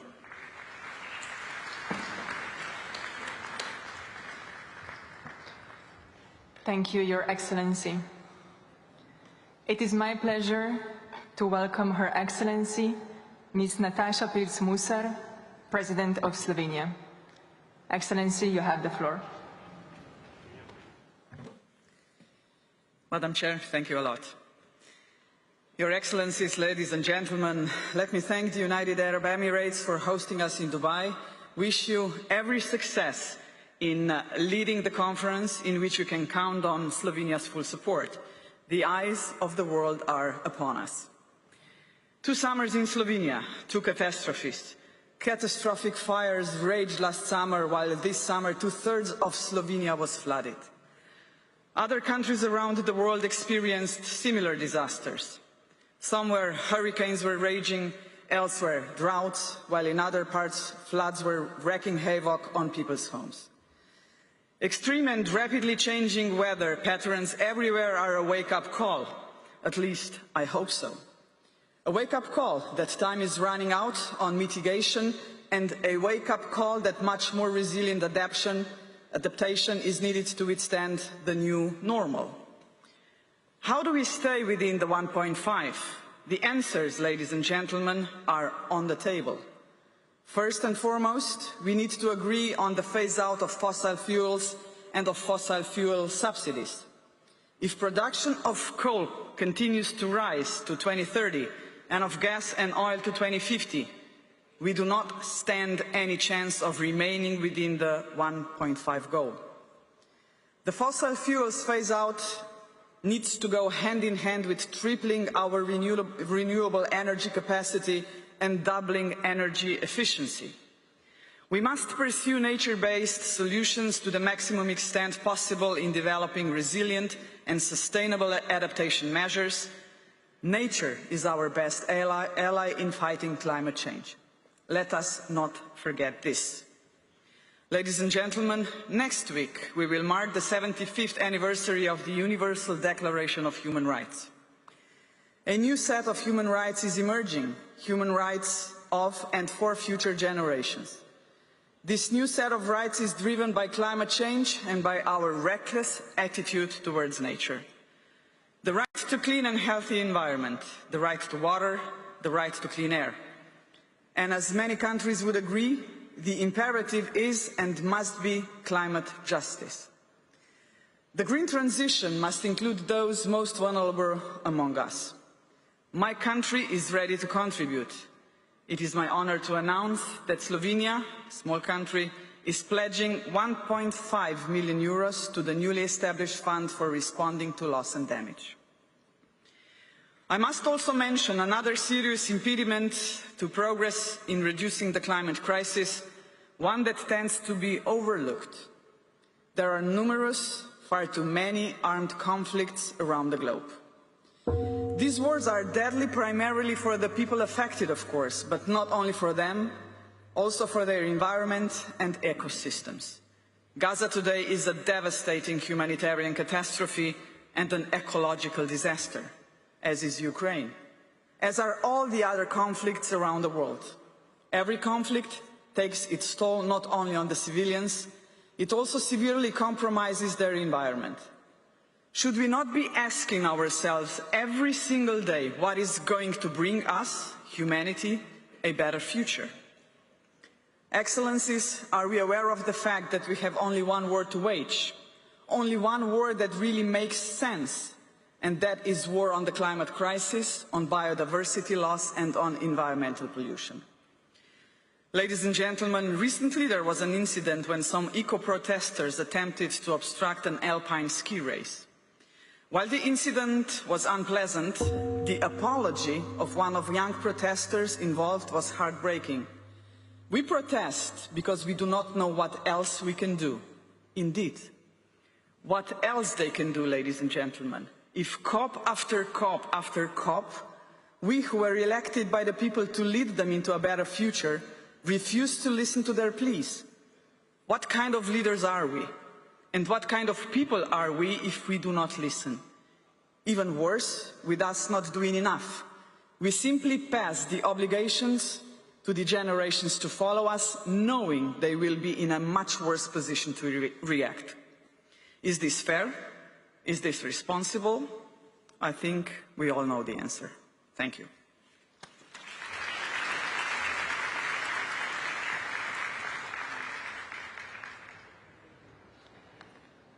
Hvala, Your Excellency.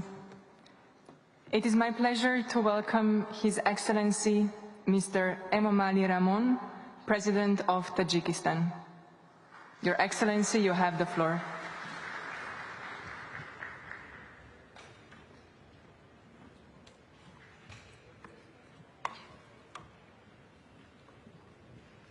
محترم خانم رئیس، خانم ها و جنابان، پیش از همه میخواهم به سازمان ملل متحد و حکومت امارات متحده عرب برای برگزاری اجلاس امروزه منتداری خود را ابراز نمایم. جمهوری تاجیکستان که 93% قلمروی آن را کوهها تشکیل می‌دهند، روبروی پیامدهای تغییریابی اقلیم یکی از کشورهای آسیب پذیر به شمار رفتند. همه ساله با آبخیزی، سیل، فرآمدن یخ و ترمه و دیگر آفتهای طبیعی مربوط به آب دچار می شود. با مقصد پس کردن تأثیر منفی تغییرات اقلیم به ساحه‌های اجتماعی و اقتصادی کشور، حکومت تاجیکستان استراتژی ملی مطابق شوی با تغییرات اقلیم را برای دوره تا سال 2030 تطبیق می نماید. جهت رسیدن به هدفهای این استراتژی اینچنین کمک مالیوی جامعه بین‌المللی از جمله برای برابر داشتن اقتدار و انتقال تکنولوژی‌های سبز ضرور می‌باشد. حاضرین گرامی، حصه تاجیکستان در حجم پرتوهای گازهای گلخانه‌ای ناچیز بوده. از روی اندازه پست چنین پرتوها جای 130 را اشغال می‌نماید. تاجیکستان 98% برخی خود را در نیروگاه‌های برقی آبی استحصال کرده. از روی فائز تولید انرژی سبز از منبع‌های تجدید شونده در جهان جای 6 را اشغال می‌نماید. ما نیت داریم که در آینده اقتدار استحصال انرژی سبز را همچون زمینه اساسی پیشبرد اقتصادی سبز 2 برابر افزایش دهیم. با مقصد تأمین امنیت آزقواری، تاجیکستان تدبیرهای عملی را در سمت استفاده عاقلانه آب و زمین و تکنولوژی معاصر برای برابر داشتن ثمرناکی ساحه کشاورزی می‌اندیشد. محترم قانونی رئیس، تغییریابی اقلیم پیش از همه به منبع‌های ذخیره‌های آب تأثیر منفی می‌رسد. در این روند آبشوی با سرعت پیرخواب بر علا مشاهده می‌شود.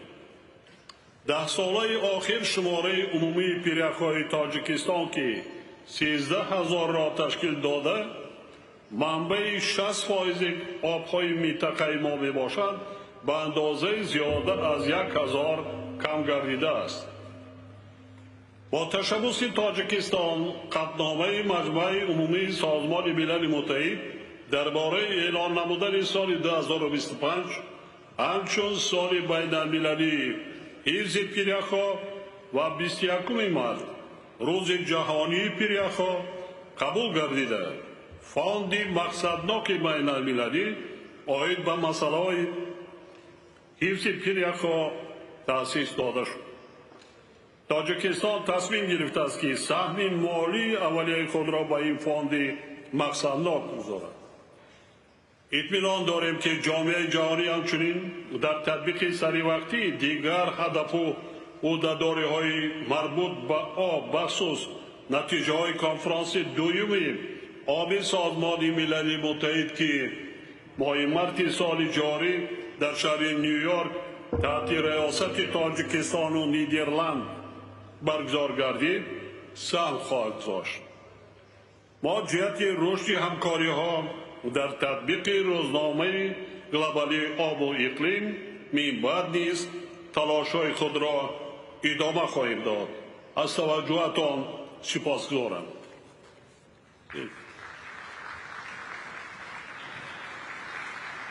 Thank you, Your Excellency. It's my pleasure to welcome His Excellency, Mr. Sadi Japarov, President of Kyrgyzstan. Your Excellency, you have the floor.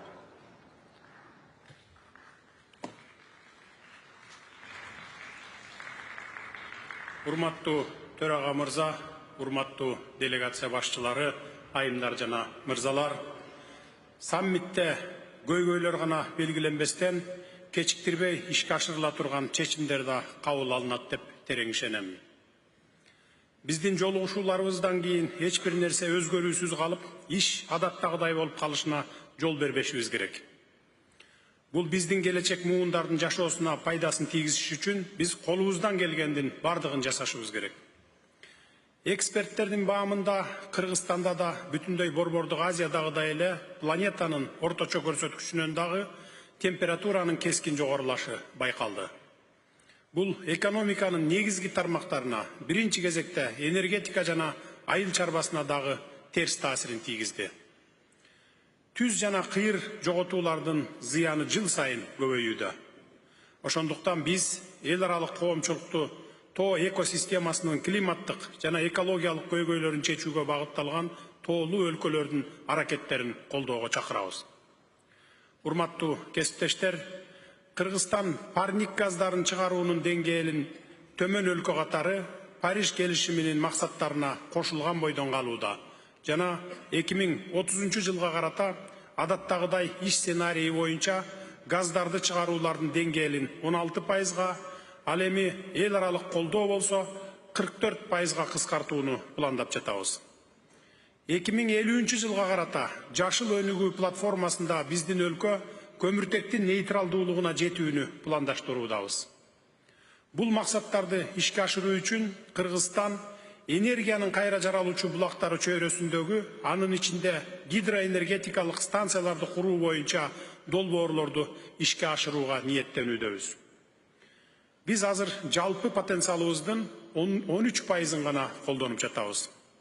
Ошондуктан инвесторлорду биздин жашыл долбоорлорубузга инвестиция салууга чакырабыз. 2021 жылы Кыргызстан Борбордук Азияда биринчилерден болуп, Париж келишимине улуттук деңгээлде аныкталган жаңыланган салымын киргиздик. Кыргыз Республикасы ошондой эле токой аянттарын көбөйтүү боюнча жашыл мурас улуттук программасын ишке ашыруу менен активдүү алектенип келебиз. Мисалга алсак, токой аянттарын көбөйтүү боюнча 2022 жылы эле 8 миллиондон ашык көчөт отургуздук. Урматтуу катышуучулар, Париж келишиминин рухуна ылайык дүйнөлүк коомчулукту биринчи кезекте өнүккөн өлкөлөрдү, өнүгүп келе жаткан аярлуу, тоолуу өлкөлөрдү активдүү колдоого чакырам. Анын ичинде жоготуулар жана зыяндар боюнча фондду тез арада ишке киргизүү, кайтарымсыз шарттарда түздөн-түз каржылык колдоо жана жаңы технологияларды берүүнү, ошондой эле тышкы карызды климаттык долбоорлорго алмашуу механизмдерин түзүүнү сунуштайбыз. Учурдагы каржылоо жетишсиз экендигин, ал эми аны алуу процесси өтө татаал экендигин баса белгилегим келет. Жыйынтыктап айтканда, келечек муундар үчүн азыртадан иш аракет кылууга чакырамын.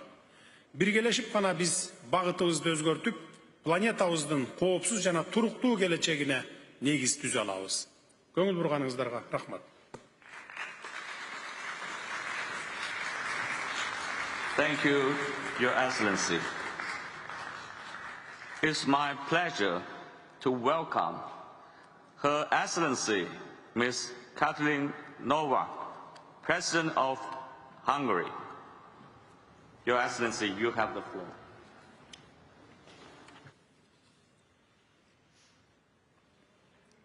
Overpopulation is not the problem. Family is not the cause, but the solution of the climate crisis. The youth is not to be frightened, but to be supported. Dear Chair, ladies and gentlemen, Excellencies, we gathered in Dubai today from all around the world because we feel responsible. Climate change is one of the few issues in which world leaders share a common understanding and are uniting their forces. Our worries and goals have been set several times. In theory, we all agree. Are we also together in the implementation? Hungary has done its homework. We have one of the world's most ambitious climate agendas. We have substantially reduced our CO2 emissions while increased economic productivity. Our renewable energy target for 2030 is estimated to be achieved by 2026. Our target for greenhouse gas emissions for 2030 is 50% of the 1990 level. Hungary is at the forefront of producing and storing green energy, and we are not giving up on the use of zero-emission nuclear energy either. Dear Excellencies, ladies and gentlemen, I'm not here to report to you that Hungary has delivered. I would not have traveled here, leaving a carbon footprint just for this reason. I want to address one single issue, the family. In welfare states, we are witnessing a dramatic population decline. The correlation between GDP and fertility is clear. The higher the prosperity, the lower the fertility. The more money, the less children. A sustainable future requires a sustainable demography.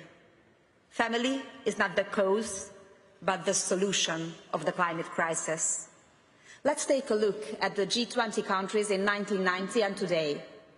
The average GDP per capita is 2.5 times higher. The average CO2 emission increased by 62%. In the meantime, the total fertility rate dropped by 34% from 2.5 in 1990 to 1.7 last year. On average, there is almost one child less in the families. What does that mean? We have become richer and we are giving up on our future. More welfare goes hand in hand with less children and less responsibility. Should that be the case? No. What shall we do? First, let's not discourage the youth from childbearing. The precondition of feeling responsible for the planet is feeling responsible for the continuation of one's life. Second, let's give up the culture of fear. The youth is not to be frightened, but to be supported. And third, let's listen to Pope Francis and say yes to life.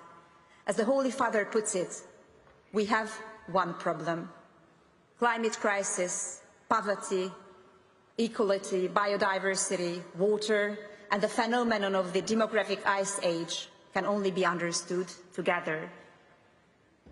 What is the point in protecting the earth if not for our children? Thank you for your attention. Thank you, Your Excellency. It's my pleasure to welcome His Excellency, Mr. Surengo Samuel Whips Jr., President of Palau. Your Excellency, you have the floor.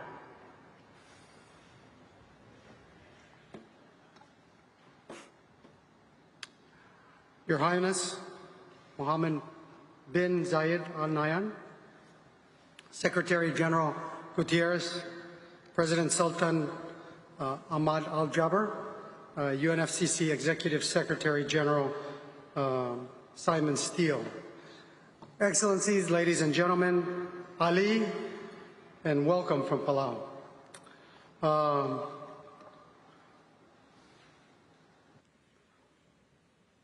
First of all, thank you for the warm hospitality to be attending this vital conference. This conference is the largest ever opportunity for all of us to get together and act to get us back on track to 1.5.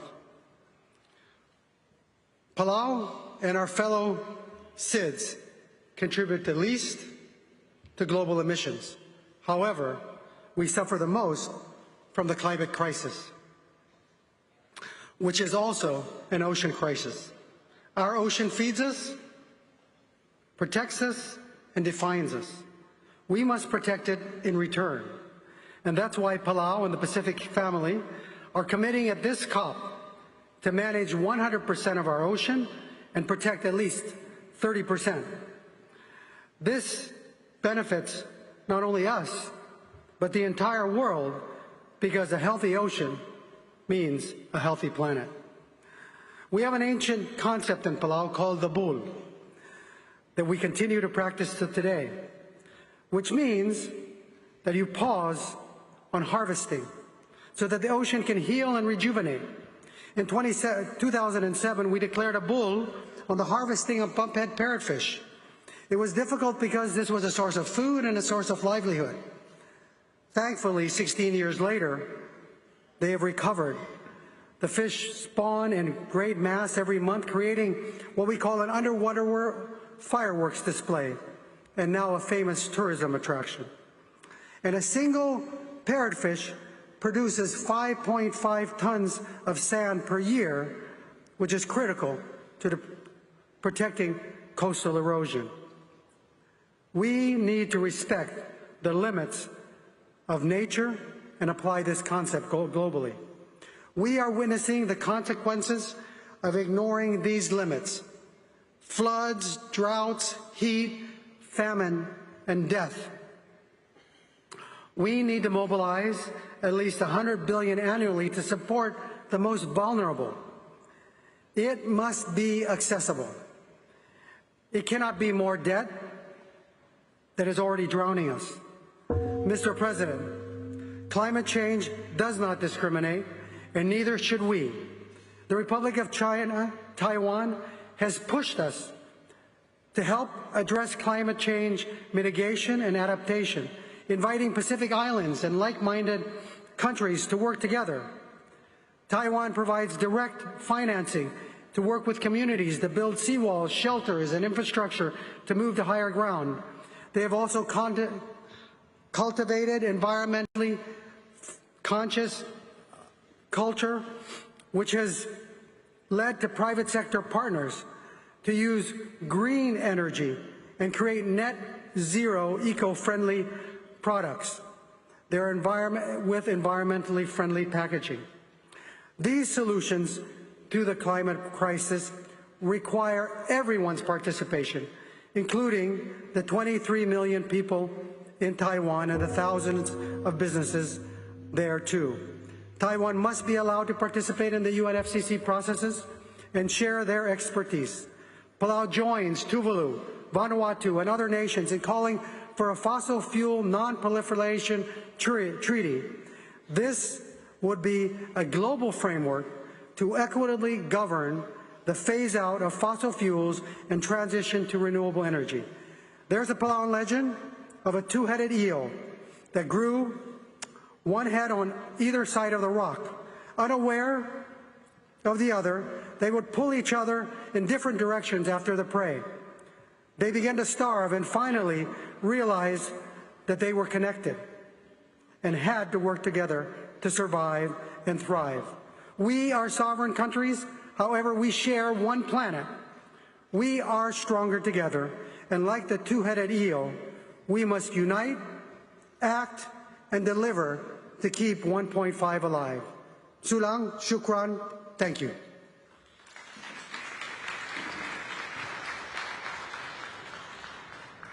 It's my pleasure to welcome His Excellency, Mr. Stevo Pendarovsky, President of North Macedonia.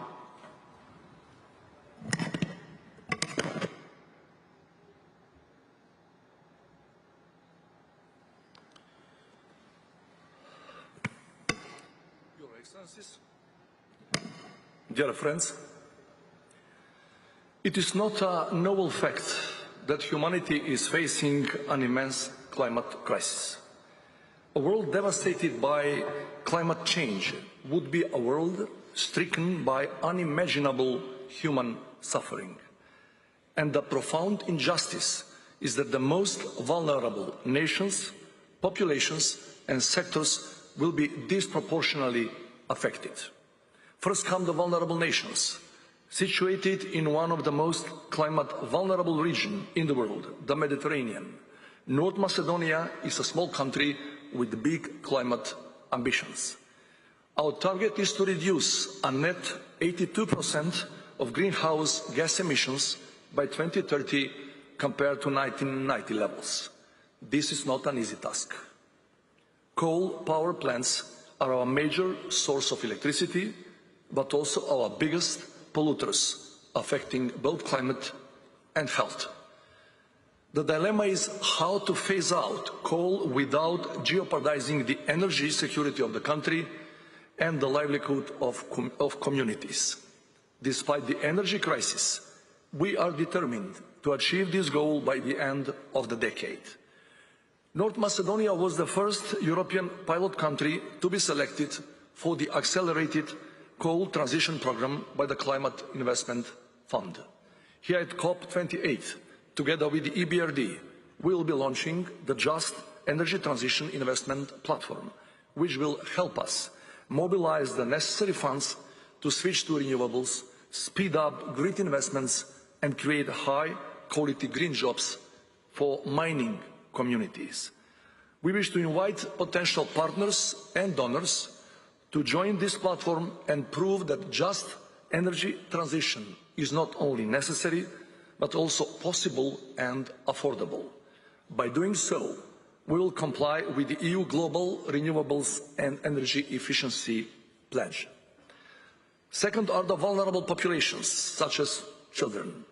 We support the completion of the first global stocktake, the adoption of the global goal on adaptation framework, and making the loss and damage fund operationally viable. In order to be truly fair and impartial, all systems must integrate the needs and respect the rights of children. Third are the vulnerable sectors, such as health. Tackling climate change could be an opportunity to develop climate and disaster-resilient health systems. To this end, we fully support the Declaration on Climate and Health. Finally, by caring for the planet and for the people, for the ecosystems and the economy, we will reduce energy insecurity and contribute to much-needed peace and security. Vulnerability can be an excuse for desperation or a chance for action. Let's choose the second option. I thank you for your attention. Thank you, Your Excellency. It's my pleasure to welcome His Excellency, Mr. Kurisuk Yukna, President of Mongolia. Your Excellency, you have the floor.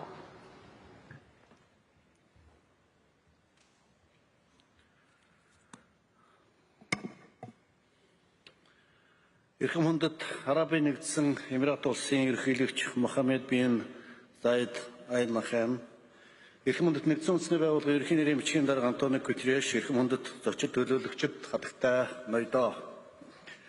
Уур амьсгалын өөрчлөлтийн тухай нэгдсэн үндэсний байгууллагын суур конвенцийн талуудын 28 дахь баг хурлыг амжилттай зохион байгуулж байгаа Арабын нэгдсэн Эмират улсын засгийн газарт хүн талархал илэрхийлж, дэлхийн удирдагчдын дэд түвшний уулзалт болон баг хурлын үйл ажиллагаанд өндөр амжилт хүсээрөөё.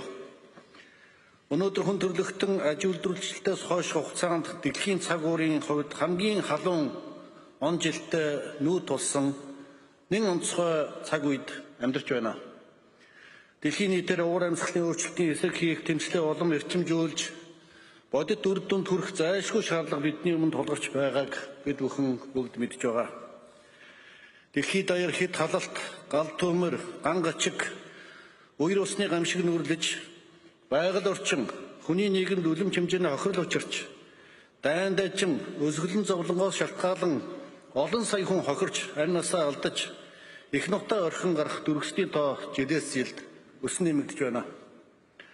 Энэхүү хүнд хэцүү цаг үед гаргасан Стокгольмын олон улсын их тайвны судалгааны хүрээлэнгийн тайланд дурдсанаар дэлхийн улс орнуудын цэрэг армийн зардал бүх цаг үеийн дээд хэмжээнд хүрч 2.2 их $80 хэмжигдэж байгаа нь нэг харамсалтай.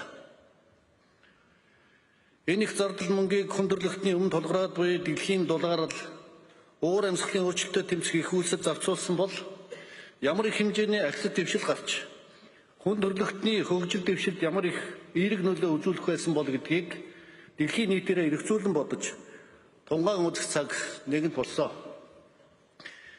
Их байгаль хүн төрөлхтөн зүү зохистой зэрэгцэн орших нь хүн төрөлхтний оршин тогтнол үндэс болохыг та бид хизээч мартаж болохгүй.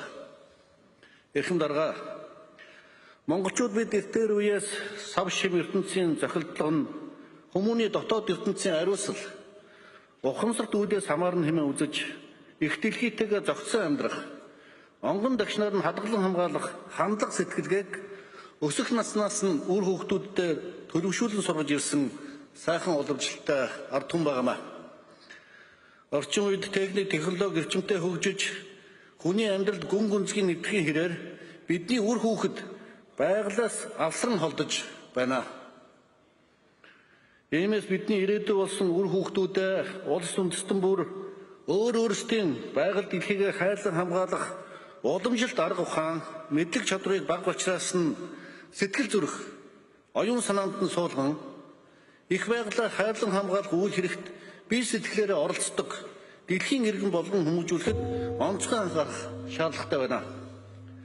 Уур амьсгалын өөрчлөлтийг сааруулах арга хэмжээний амжилтын түлхүүр нь хүн бүрийн зөв хандлага, идэвхтэй оролцоо, улс үндэстэн бүрийн хичээл зүтгэл, үүрэг хариуцлага, улсын амлалал юм а.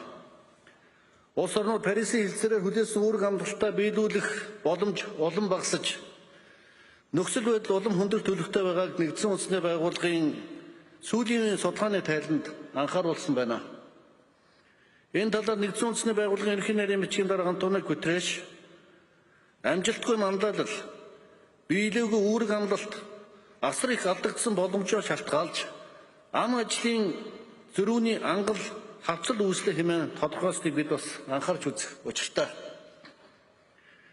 Дэлхийн улс орнууд их дэлгийнхээ сайн сайхны төлөө нэгэн сэтгэлээр нэрдэн нийлж, хүсэл зорилгоо хамт татхан, харилцан ойлголцож, хамтран ажиллаж чадах аваас уур амьсгалын өөрчлөлтийн эсрэг тэмцэл бодит биелээ олж, тогтвортой хөгжлийн зорилтууд зэрэглээ болон замхахаас сэргийлж чадах юм а. Монгол улс үндэсний тодорхойлсон хувь нэмрийн зорилтоо ханган хэрэгжүүлэх хүрээнд тогтвортой хөгжлийн зорилтуудын санхүүжилтийн таксоном, ногоон таксоном зэрэг баримт бичгүүдийг нэгдсэн үндэсний байгууллагын тогтвортой хөгжлийн зорилтуудтай нийцүүлэн баталсан дэлхийн анхдагч улсуудын бас нэг. Энэ хүрээнд Монгол улс тогтвортой хөгжлийн зорилтуудыг ханган хэрэгжүүлэх зорилгоор тэрэн мод, хүнсний хангамж аюулгүй байдал, эрүүл Монгол хүн зэрэг харилцан уялдаа холбоотой үндэсний хөдөлгөөнүүдийг эх орондоо санаачлан бас амжилттай хэрэгжүүлж байгааг хэлье. Хөрс, хүнс, хүн гурав хүн холбоотой юм а. Тиймээс энэ удаагийн баг хурлаас гарах уур амьсгал, эрүүл мэндийн асуудал гарах тунхаглал, тогтвортой хөдөө аж ахуй хүнсний тогтолцоо ба уур амьсгалын үйл ажиллагааны тухай Эмиратын тунхаглал, санаачлалуудыг Монгол улс цаашаа дэмжиж нэгдэн орж байгаагаа илэрхийлэхэд бас таатай байна. Цаашдаа дэлхийн улс орнууд уур амьсгалын өөрчлөлтийг сааруулах, зорилттой ханган хэрэгжүүлэхэд шаардлагатай санхүүжилтийг нэмэгдүүлэх болон уур амьсгалын өөрчлөлтөд эмзэг, өртөмтгий улс орнуудад тусламж дэмжлэг үзүүлэх зорилго бүхий алдагдал, хохирлын сангийн үйл ажиллагааг дэмжиж бодит дүр дүнд хүрэх асуудал нэн чухал байгааг онцлон тэмдэглэж байна. Эрхэм хурлын дарга, нэгдсэн үндэсний байгууллагын уур амьсгалын өөрчлөлтийн тухай Суур конвенцийн нарийн бичгийн дарганы газраас 2022 онд гаргасан тайланд уур амьсгалын өөрчлөлтийн сөрөг нөлөөнд охид эмэгтэйчүүд илүү их өртөж байна хэмээн дурджээ. Уур амьсгалын өөрчлөлтөд тэмцэхэд эмэгтэйчүүдийн оролцоо, манлайлал чухал үүрэгтэй тул Монгол улс ирэх 2024 онд нэгдсэн үндэсний байгууллагатай хамтран дэлхийн эмэгтэйчүүдийн чухал уулзалтыг эх орондоо зохион байгуулж энэ асуудыг тусгаалan хилэлцэхээр төлөвлөж байна. Мөн 2026 онд цөжилтийн тухай нэгдсэн үндэсний байгууллагын конвенцүүдийн талын 17 дугаар баг хурлыг Монгол улс хүлээн авч зохион байгуулахаар бас бэлтгэл ажлаа хангаж байна. Түүнчлэн Монгол улс ирэх 2026 оныг бэлчээр байгаа нүүдлийн мал аж ахуй эрхлэгчдийн олон улсын жил болгох нэгдсэн үндэсний байгууллагын ассамблеийн тогтоолыг санаачлан батлуулсныг дурдахад бас таатай байна. Мөнх тэнгэрийн орон тал нутгийн манай сайхан улсад зохион байгуулагдах эдгээр чуулга уулзалт арга хэмжээнд эрхэм үндэт та бүхнийг хүрэлцэн ирж олохыг оролцоог бас урьж байна. Хүн байгаль хоёр хүн холбоотойг үргэлж санаж их улсын байгаль дэлхийг хайрлан хамгаалж уур амьсгалын өөрчлөлтийг сааруулахын төлөө Монгол улс дэлхийн улс орнуудтай бүх талаар хамтран ажиллаж болно гэдгээ илэрхийлж байна. Мөнх тэнгэр хүн төрлөختөн биднийг өнх мөнхөд ивэж холдгоор баярлалаа.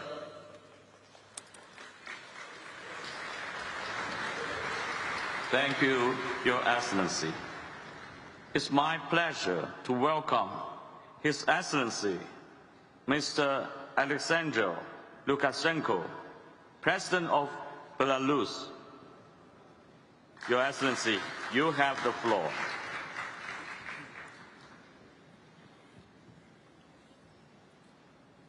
Господин председатель, уважаемые участники нашего форума, прежде всего традиционно хочу поблагодарить руководство Объединенных Арабских Эмиратов за гостеприимство и высокий уровень организации этой конференции. Непростой конференции, на которую прибыло только глав государств и правительств, больше, чем приезжают на сессии Генеральной Ассамблеи ООН. Сегодня мы, лидеры государств мира, говорим о будущем планеты Земля, нашего общего дома. Другого дома у нас не было и не будет. Говорим о будущем своих детей и внуков, о будущем всех, кто придет в этот мир после нас. Мы представляем разные культуры, разные системы ценностей, разные цивилизации. Но мы едины перед лицом глобального вызова, который бросила нам сама природа. Климат меняется. Ученые делают самые мрачные прогнозы. То, что мы слышим их и реагируем, весьма прогрессивно. Но чтобы эффективно противостоять угрозе, необходимо честно и открыто назвать ее первопричиной. Прежде всего, это отсутствие чувства меры, стремление к геополитическому, в том числе военному, я бы сказал, прежде всего, военному превосходству тех, кто провоцирует и разжигает очаги войн в разных уголках планеты. А войны являются главным источником грязи на нашем континенте.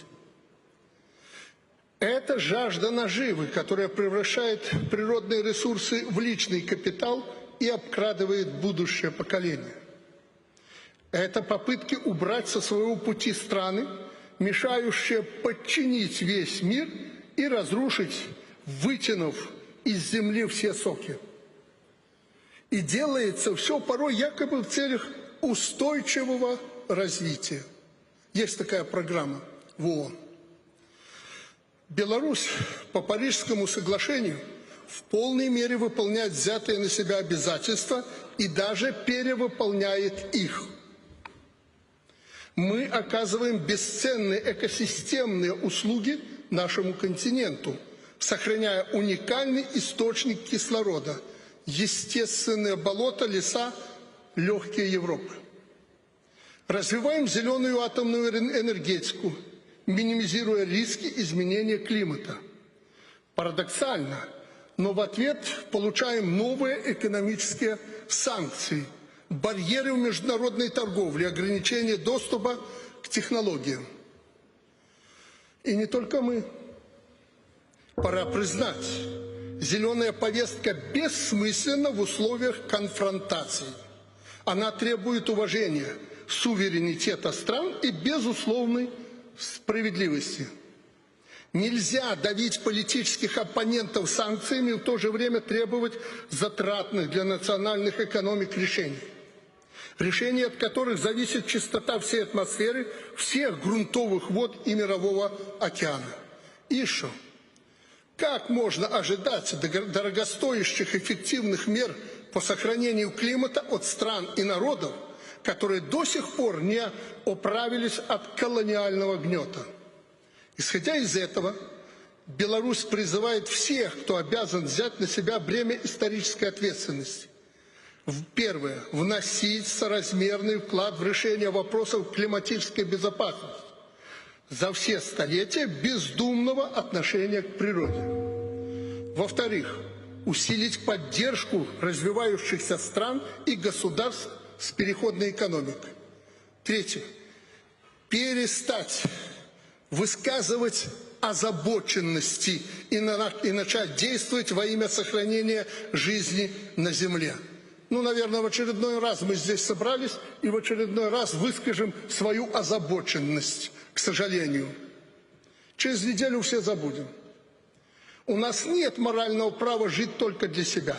Мы должны заглядывать за горизонт, уважать законы природы и создавать основу для продолжения человеческого рода здесь и сейчас, на нашей планете. Другого дома у нас нет и не будет. И в заключение. Все ораторы, особенно ораторы из ораторов, которые выступали здесь первыми, озаботились, а где взять деньги? Да бросьте вы. Сидящий здесь, даже журналист вам скажет, где взять деньги. Пример. Чтобы ответить на этот вопрос, надо заглянуть в недавнюю историю. Чтобы уничтожить Ирак и Афганистан и привнести в эти страны благо для народов, истрачено по оценкам от 1,5 до 2 триллионов долларов. Ирак и Афганистан обошелся агрессору около 2 триллионов долларов. А посчитайте, сколько денег ушло на то, чтобы защитить эти страны. А сколько людей погибло, это в долларах не оценишь. Сегодня идет война в Украине. Это уже не 1,5-2 триллиона долларов. Это уже обойдется в 5 триллионов долларов, если удастся договориться в ближайшее время о мире. Почему сегодня нет мира в этой части планеты? Потому что те ораторы, которые выступали в первых рядах, говорят и о мире, говорят о том, чтобы планета была чистой, озаботились о внуках, а в то же время развязали и ведут самую страшную войну на планете. А на Ближнем Востоке во сколько обойдется бойня? А если вспыхнет в Тихом океане, это триллионы долларов. Ну так давайте их направим на чистоту планеты. И не надо будет искать, как у нас говорят, по зауголью эти деньги.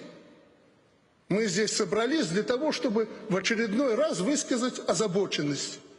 А те, кто даже здесь выступали в первых рядах, озабочившиеся за внуков, они ведь ведут эти войны. А войны – это страшное загрязнение планеты. Давайте это остановим. Поэтому самое главное, нам надо научиться говорить меньше слов, а больше делать. Я понимаю, если мы примем какую-то декларацию или меморандум, как у нас всегда бывает, мы вряд ли чего-то добьемся. Но давайте, как здесь говорили, опять же, в начале выступающие, 80% грязи на планете – это от 20 ведущих государств. Давайте в свою декларацию, господин председатель, запишем не озабоченность, а потребуем от них сократить хотя бы наполовину выбросы в атмосферу. Мы этого не сделаем. Так чего собрались? Вот они деньги, живые деньги. 10 триллионов долларов, которые мы можем, прекратив войны, направить на очищение нашей планеты. И давайте действовать. Не начнем действовать, природа заставит нас жить по ее законам. Благодарю вас.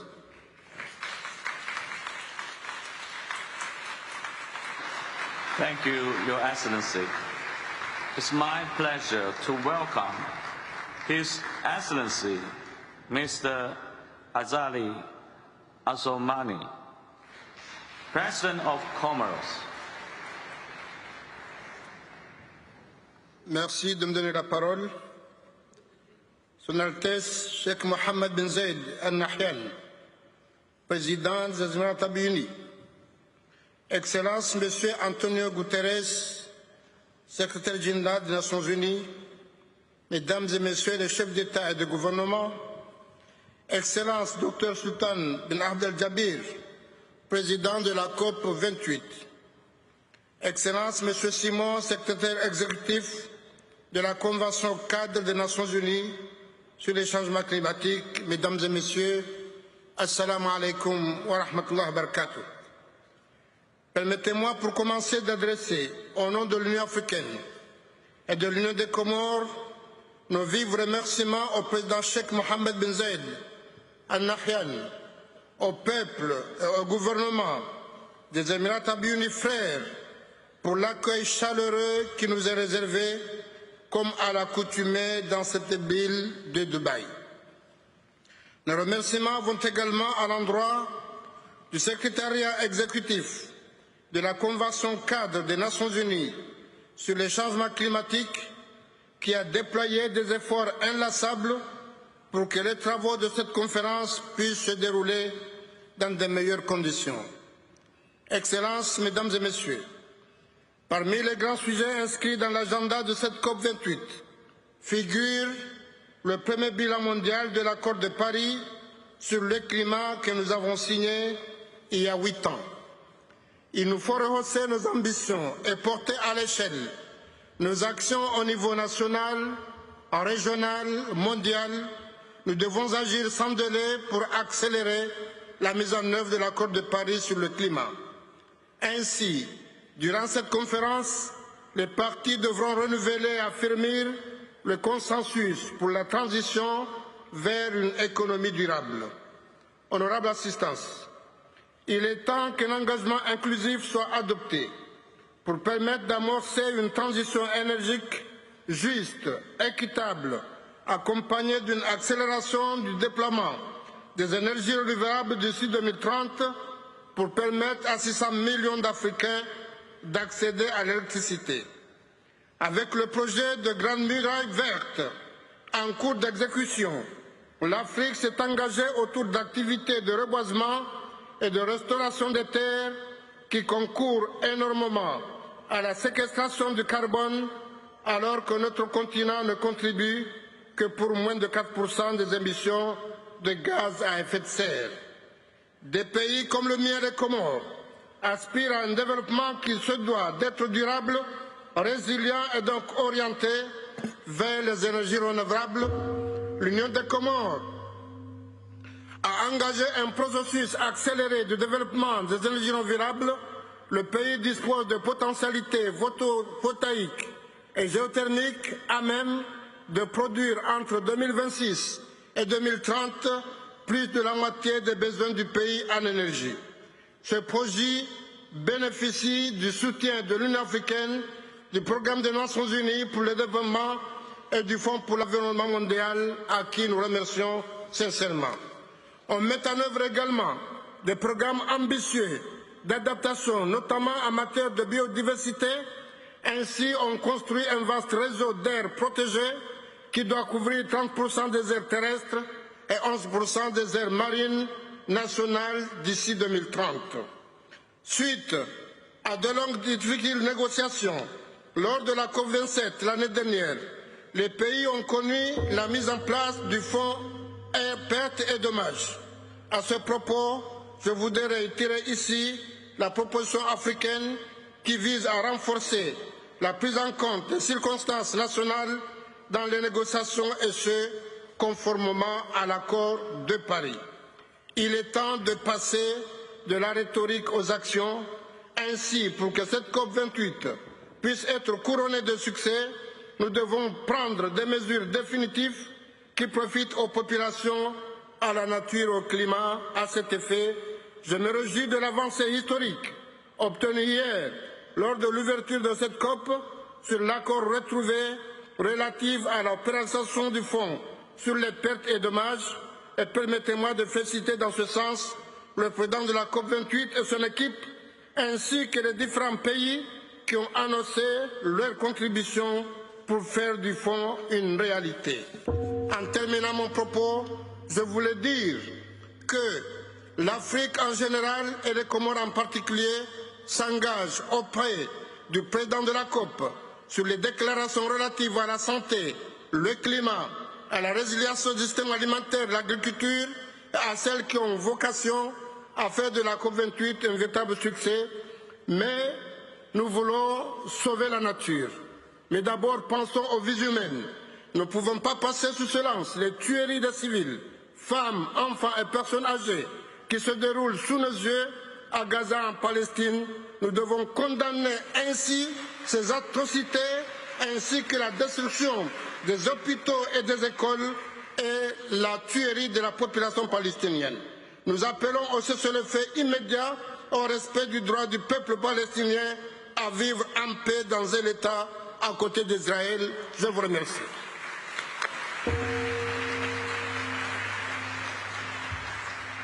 Thank you, Your Excellency. It's my pleasure to welcome His Excellency, Mr. Mohammed Muizzu, President of Maldives. Your Excellency, you have the floor.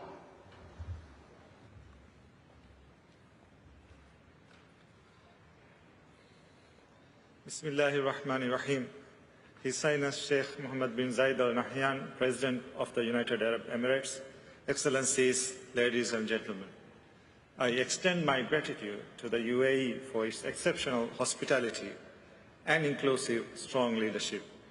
The Maldives pledges its full support to ensure Cop28 and the UAE presidency a resounding success. We also congratulate Egypt for its successful COP presidency. I took office as President of the Maldives just 15 days ago, promising to protect our national interests, promising a prosperous future for every Maldivian, a promise I intend to do everything in my power to keep. I did so knowing there are things beyond the control of my small nation. One such issue is climate change. On behalf of our people, allow me to outline our expectations for COP28. First, the global stocktake must commit to a plan that corrects our course towards a 1.5-degree pathway in line with the Paris Agreement. It must be based on equity and the best available resources, best available science, and it must inform the next set of more ambitious NDCs. Second, we must close the climate finance gap. We've been repeating this message every year, yet we are still far from reaching this goal. We need new, adequate, and predictable finance for ambitious climate action with priority for adaptation. The global financial architecture also needs a major overhaul. In a world where the climate is changing faster than ever, we cannot wait to overcome red tape, to prove bankability, to demonstrate viability. Accessibility must be improved, and assessment criteria must be revised. And finally, I'm delighted by the decision taken yesterday to operationalize the Loss and Damage Fund. I thank our host, the UAE, for leading the way and other countries following suit in making substantial pledges to the fund. I'm confident many more will follow suit. In our island nation, every coral, every grain of sand, every fish and every palm tree carry value. Their loss is a loss to our economy, for our country. We need habitable ecosystems to support our lives and livelihoods, to rebuild them from rapid and slow onset events that damage them. We hope the fund will be fit for purpose and easily accessible to those who need the most. Mr. President, responding to your call for greater mitigation ambition, my government aims to install renewable energy systems that can meet 33% of the country's electricity demand in the next 5 years. Currently, it stands at just 4%. To achieve that, we aim to raise at least $600 million. We could do that only with your support. Building resilience of our islands is a priority. As such, we pledge to embark on a 5 million tree project across the country. Mr. President, as a father, I have a responsibility to my children, to their future. As a leader, I have a responsibility to my people. And as a global citizen, I have a responsibility to my planet, as do all of you. Let us ensure that our deliberations and our actions lead to concrete outcomes that allows us to fulfill our responsibilities for people and for the planet, for our children and their children after them. Let us secure a brighter future for all of us. I thank you all. Thank you, Your Excellency. It's my pleasure to welcome His Excellency, Mr. Jakov Milatovic, President of Montenegro. Your Excellency, you have the floor.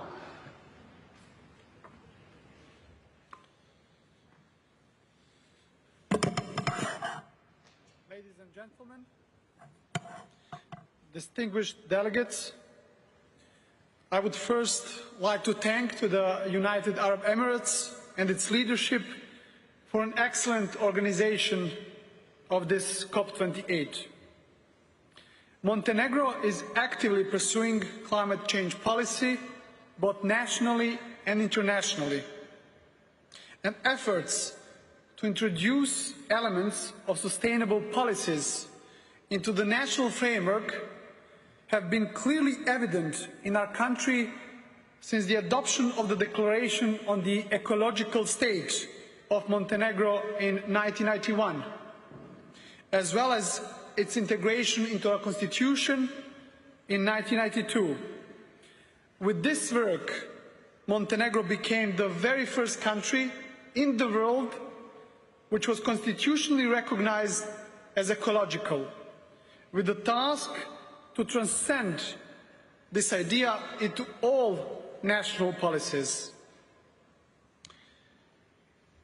To the vision and words from the letter of the esteemed President-designate for this COP28, I would like to emphasize Montenegro's progress in delivering this comprehensive agenda.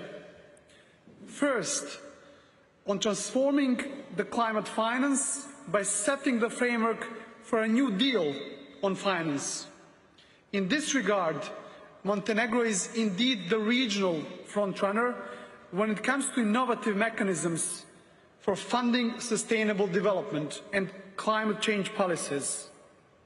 By being the first country to establish an SDG acceleration fund, we did not only create an adequate financial mechanism, but a truly powerful vehicle to forge joint partnerships which represent a new generation of financing directed to speed up the fulfillment of SDG goals.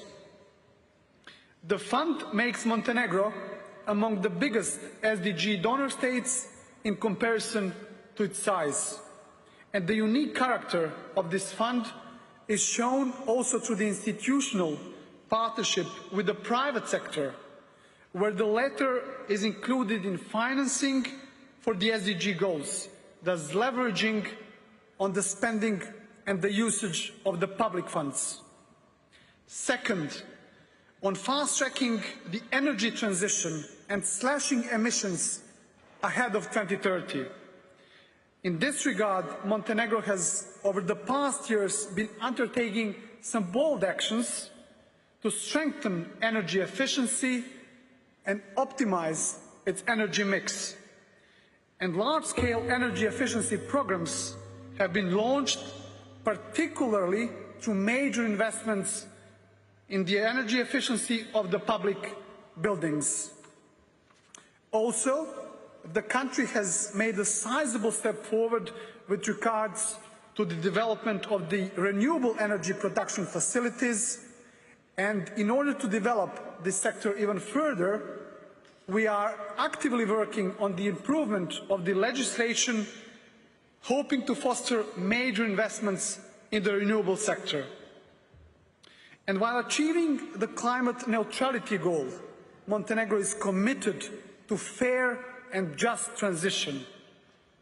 And as the just transition is about people, this leads me to a third goal, which is putting nature, people, lives and livelihoods at the heart of the climate action.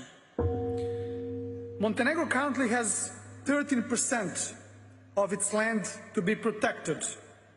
In 2021, our country declared the first marine protected area as well, which was followed by 2 more. And great efforts are being put in declaring new and enlarging the existing special protected areas in our coastal region. Ladies and gentlemen, in the light of all the environmental, energy and economic crises which the world is currently encountering and whose repetition is certain, we must not allow powerlessness to prevail. We should focus even more on long-term sustainable development. On this path, it is crucially important to bring together all relevant social actors, because only and only in this way we can pursue our joint sustainable future. And we must be aware that knowledge, I repeat, that knowledge represents the best bridge for building partnerships. Finally, ladies and gentlemen, in light of the growing need to preserve our resources, perhaps the best advice is to find inspiration and solutions in them. So, returning to nature with a wise disposal of what it selflessly gives to us is the only way ahead. I thank you for your attention. Thank you, Your Excellency. It's my pleasure to welcome His Excellency, Mr. Joko Widodo, President of Indonesia. Your Excellency, you have the floor.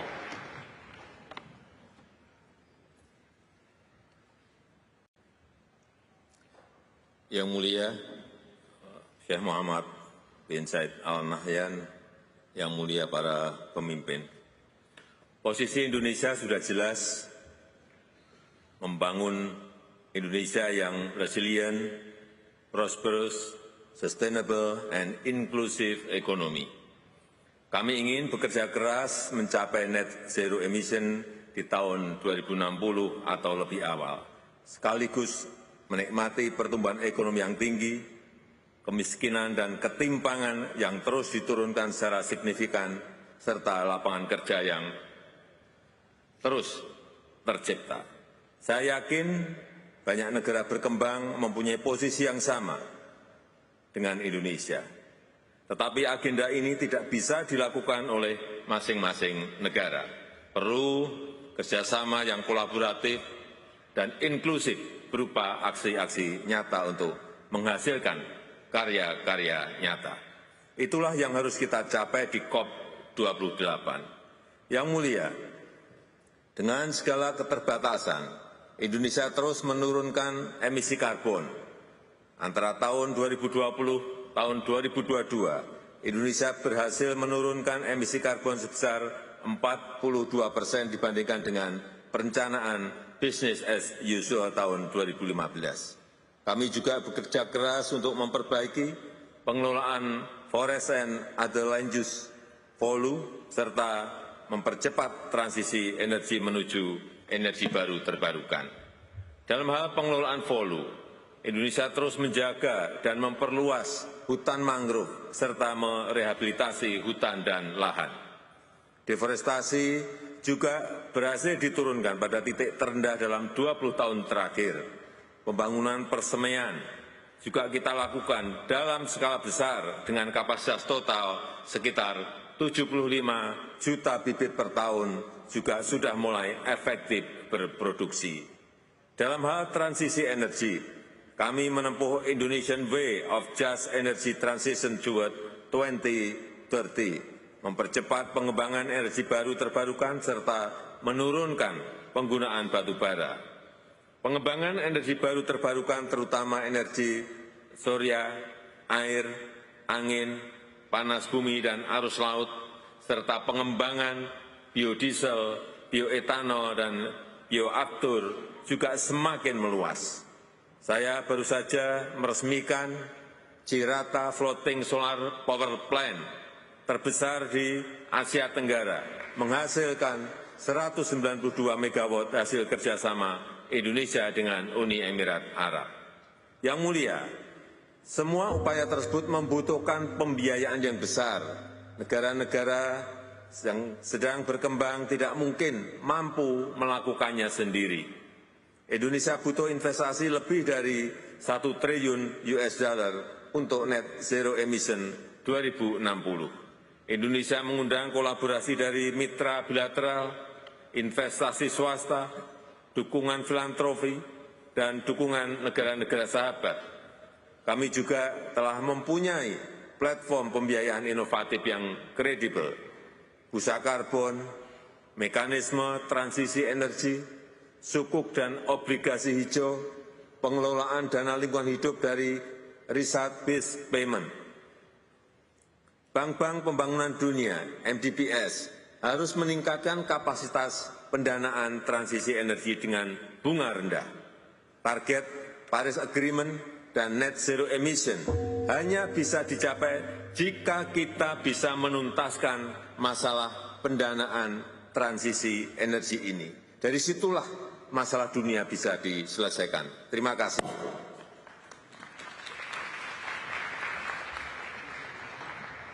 Thank you, Excellency. It's my pleasure to welcome His Excellency, Mr. Mohamed Idris Deby, President of Chad. Your Excellency, you have the floor.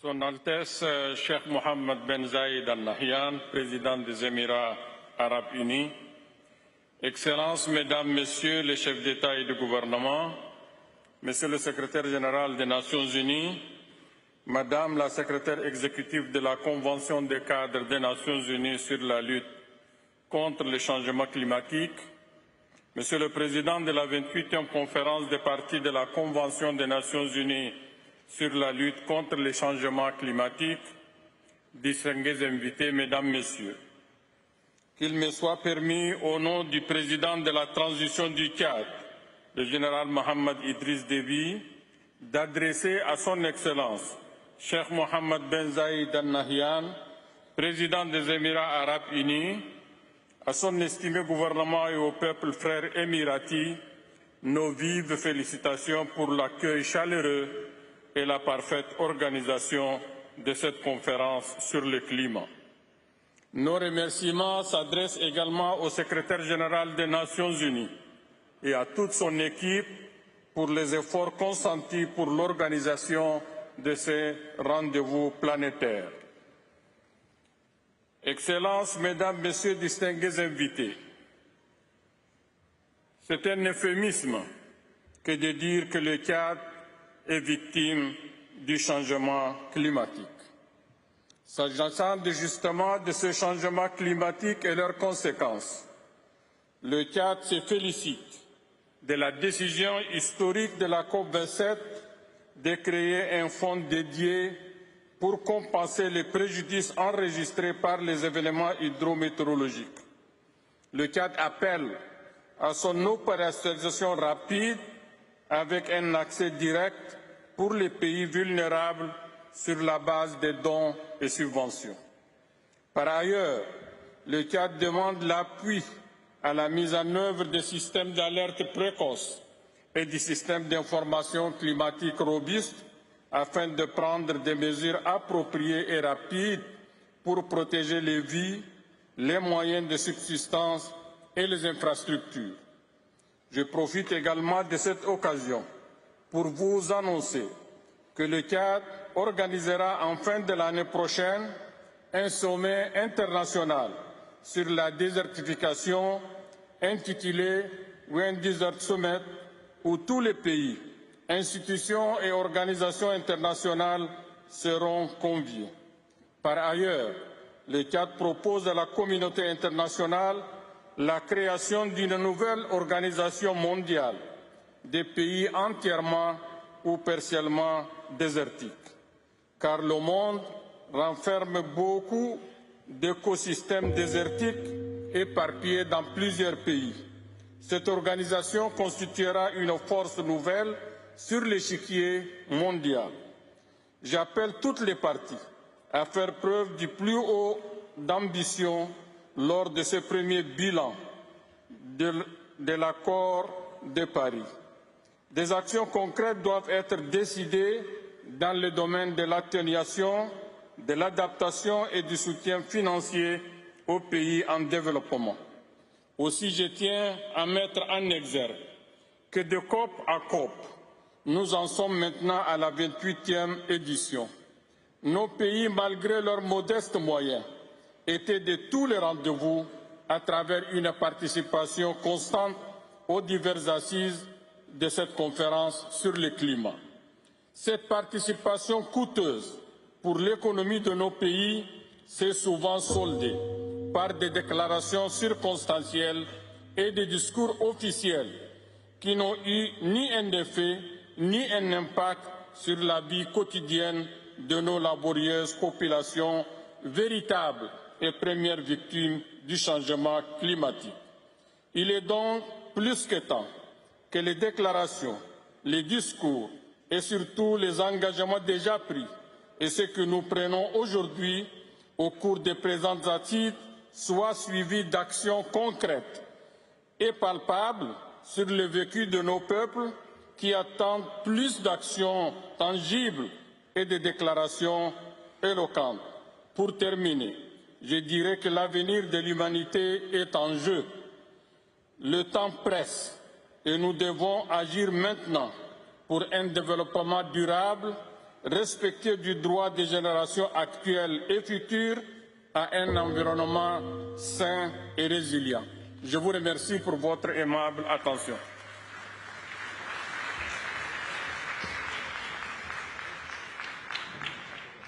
Thank you, Excellency. Your Excellencies, distinguished delegates, we have now come to the end of the national statements for today. The joint second meeting of Cop28, CMP 18, and CMA 5 is now suspended. Excellencies, dear colleagues, the conference will now hear a special message.